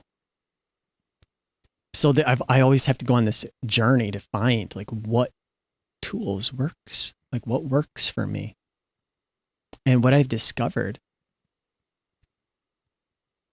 I don't know why I keep hearing a lot of noise getting picked up by this microphone. What I find works for me often is my modular stuff. I've mentioned it before. They're some of my favorite tools.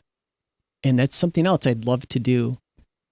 But I don't have a good way. Like right now, right? Like I did some sounds over here, but you couldn't really see what I was doing at all. And if I was to make sounds with one of my modular cases, you can't really see what I'm doing. I don't have the ability to have cameras over everything and then have a mic there. Also, that's the other thing. My mic is affixed here. There's no moving it from the spot. And the same with the camera. It's bolted there. There's one spot that it's bolted and that's it. There's no moving it all around the room like we're in a fucking movie studio. So it doesn't make sense to have like the kind of video where I sit down and explain everything. Not currently.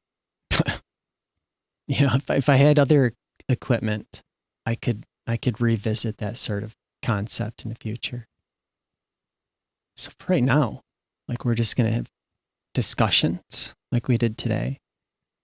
I feel a little better. I was so stressed out. I felt so defeated. It felt impossible for me to proceed. Right? I just needed to talk, try something a little different.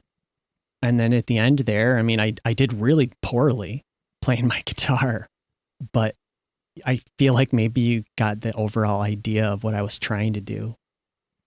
And I want to move on from it. I'm starting to hate this one now. I want to move on and make something new and try something different. I want to try a different approach. Maybe we try a different tool, a different instrument. This one in the back here, I haven't used that in a long time. And I've been curious. I've been wanting to check it out. I'd have to make a space for it, maybe. Maybe, you know what I could potentially do? I don't know. I'd try it. But you see, like this camera, it doesn't zoom. I could move where it is over here so that we could turn right around and use it behind me. And then you're going to see the back of my head the whole time. And then maybe kind of see the keyboard. You know what I mean? It still doesn't work. It still doesn't really work. But I want to try using that and making some sounds with it. It's the Argon 8 synthesizer. It's a wavetable synthesizer. And it's, again, you start with I think it might be a sine wave. But the cool thing about the Argon 8, one of the cool things, is that you get 2 oscillators. So you've got 2 sine waves you start with. I think you start with a sine wave. And you've got 2 of them, and you can have them layered. But then you can change what the waveform is by turning knobs. And it changes to different waves. And then when those 2 sounds get blended together, you get an even more interesting sound.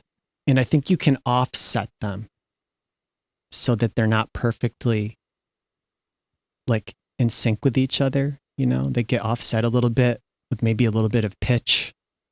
I can't remember exactly. Maybe we'll look at that one in the near future and play it with, try to keep it simple where we're just playing it and just making some sounds and then just playing some keys. Because like, again, I'm not a musician. I can't just execute some perfect mathematic equation via pressing keys on a keyboard, which is what people are doing when they're playing music. They're basically playing math equations very precisely that, for whatever reason, the human mind likes to hear. It likes to hear those math equations. And I don't know why. I am hearing like a lot of noise in my headphones. I don't know if this may be a problem with my channel strip or with something in my signal chain. Because I wasn't hearing this. I was not hearing all this stuff previously. And all of a sudden, I'm hearing all this fucking noise in my headphones. I don't know if that's probably is being recorded, being picked up here. Well, anyway, I think we'll end it here because it's been a long ass time. It's been like 3 hours and 44, almost 45 minutes. I wanted to try something a little different. I wanted to try talking. And then we did play some stuff after many hours.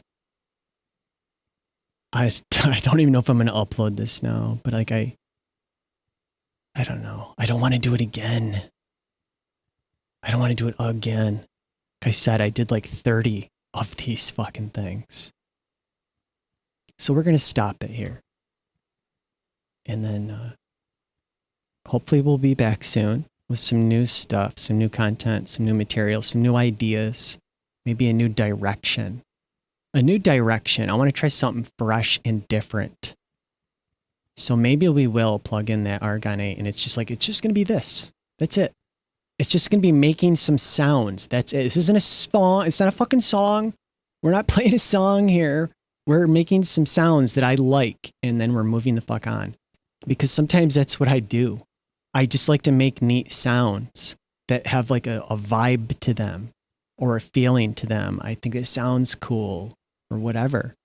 And then we move on. So until then, goodbye.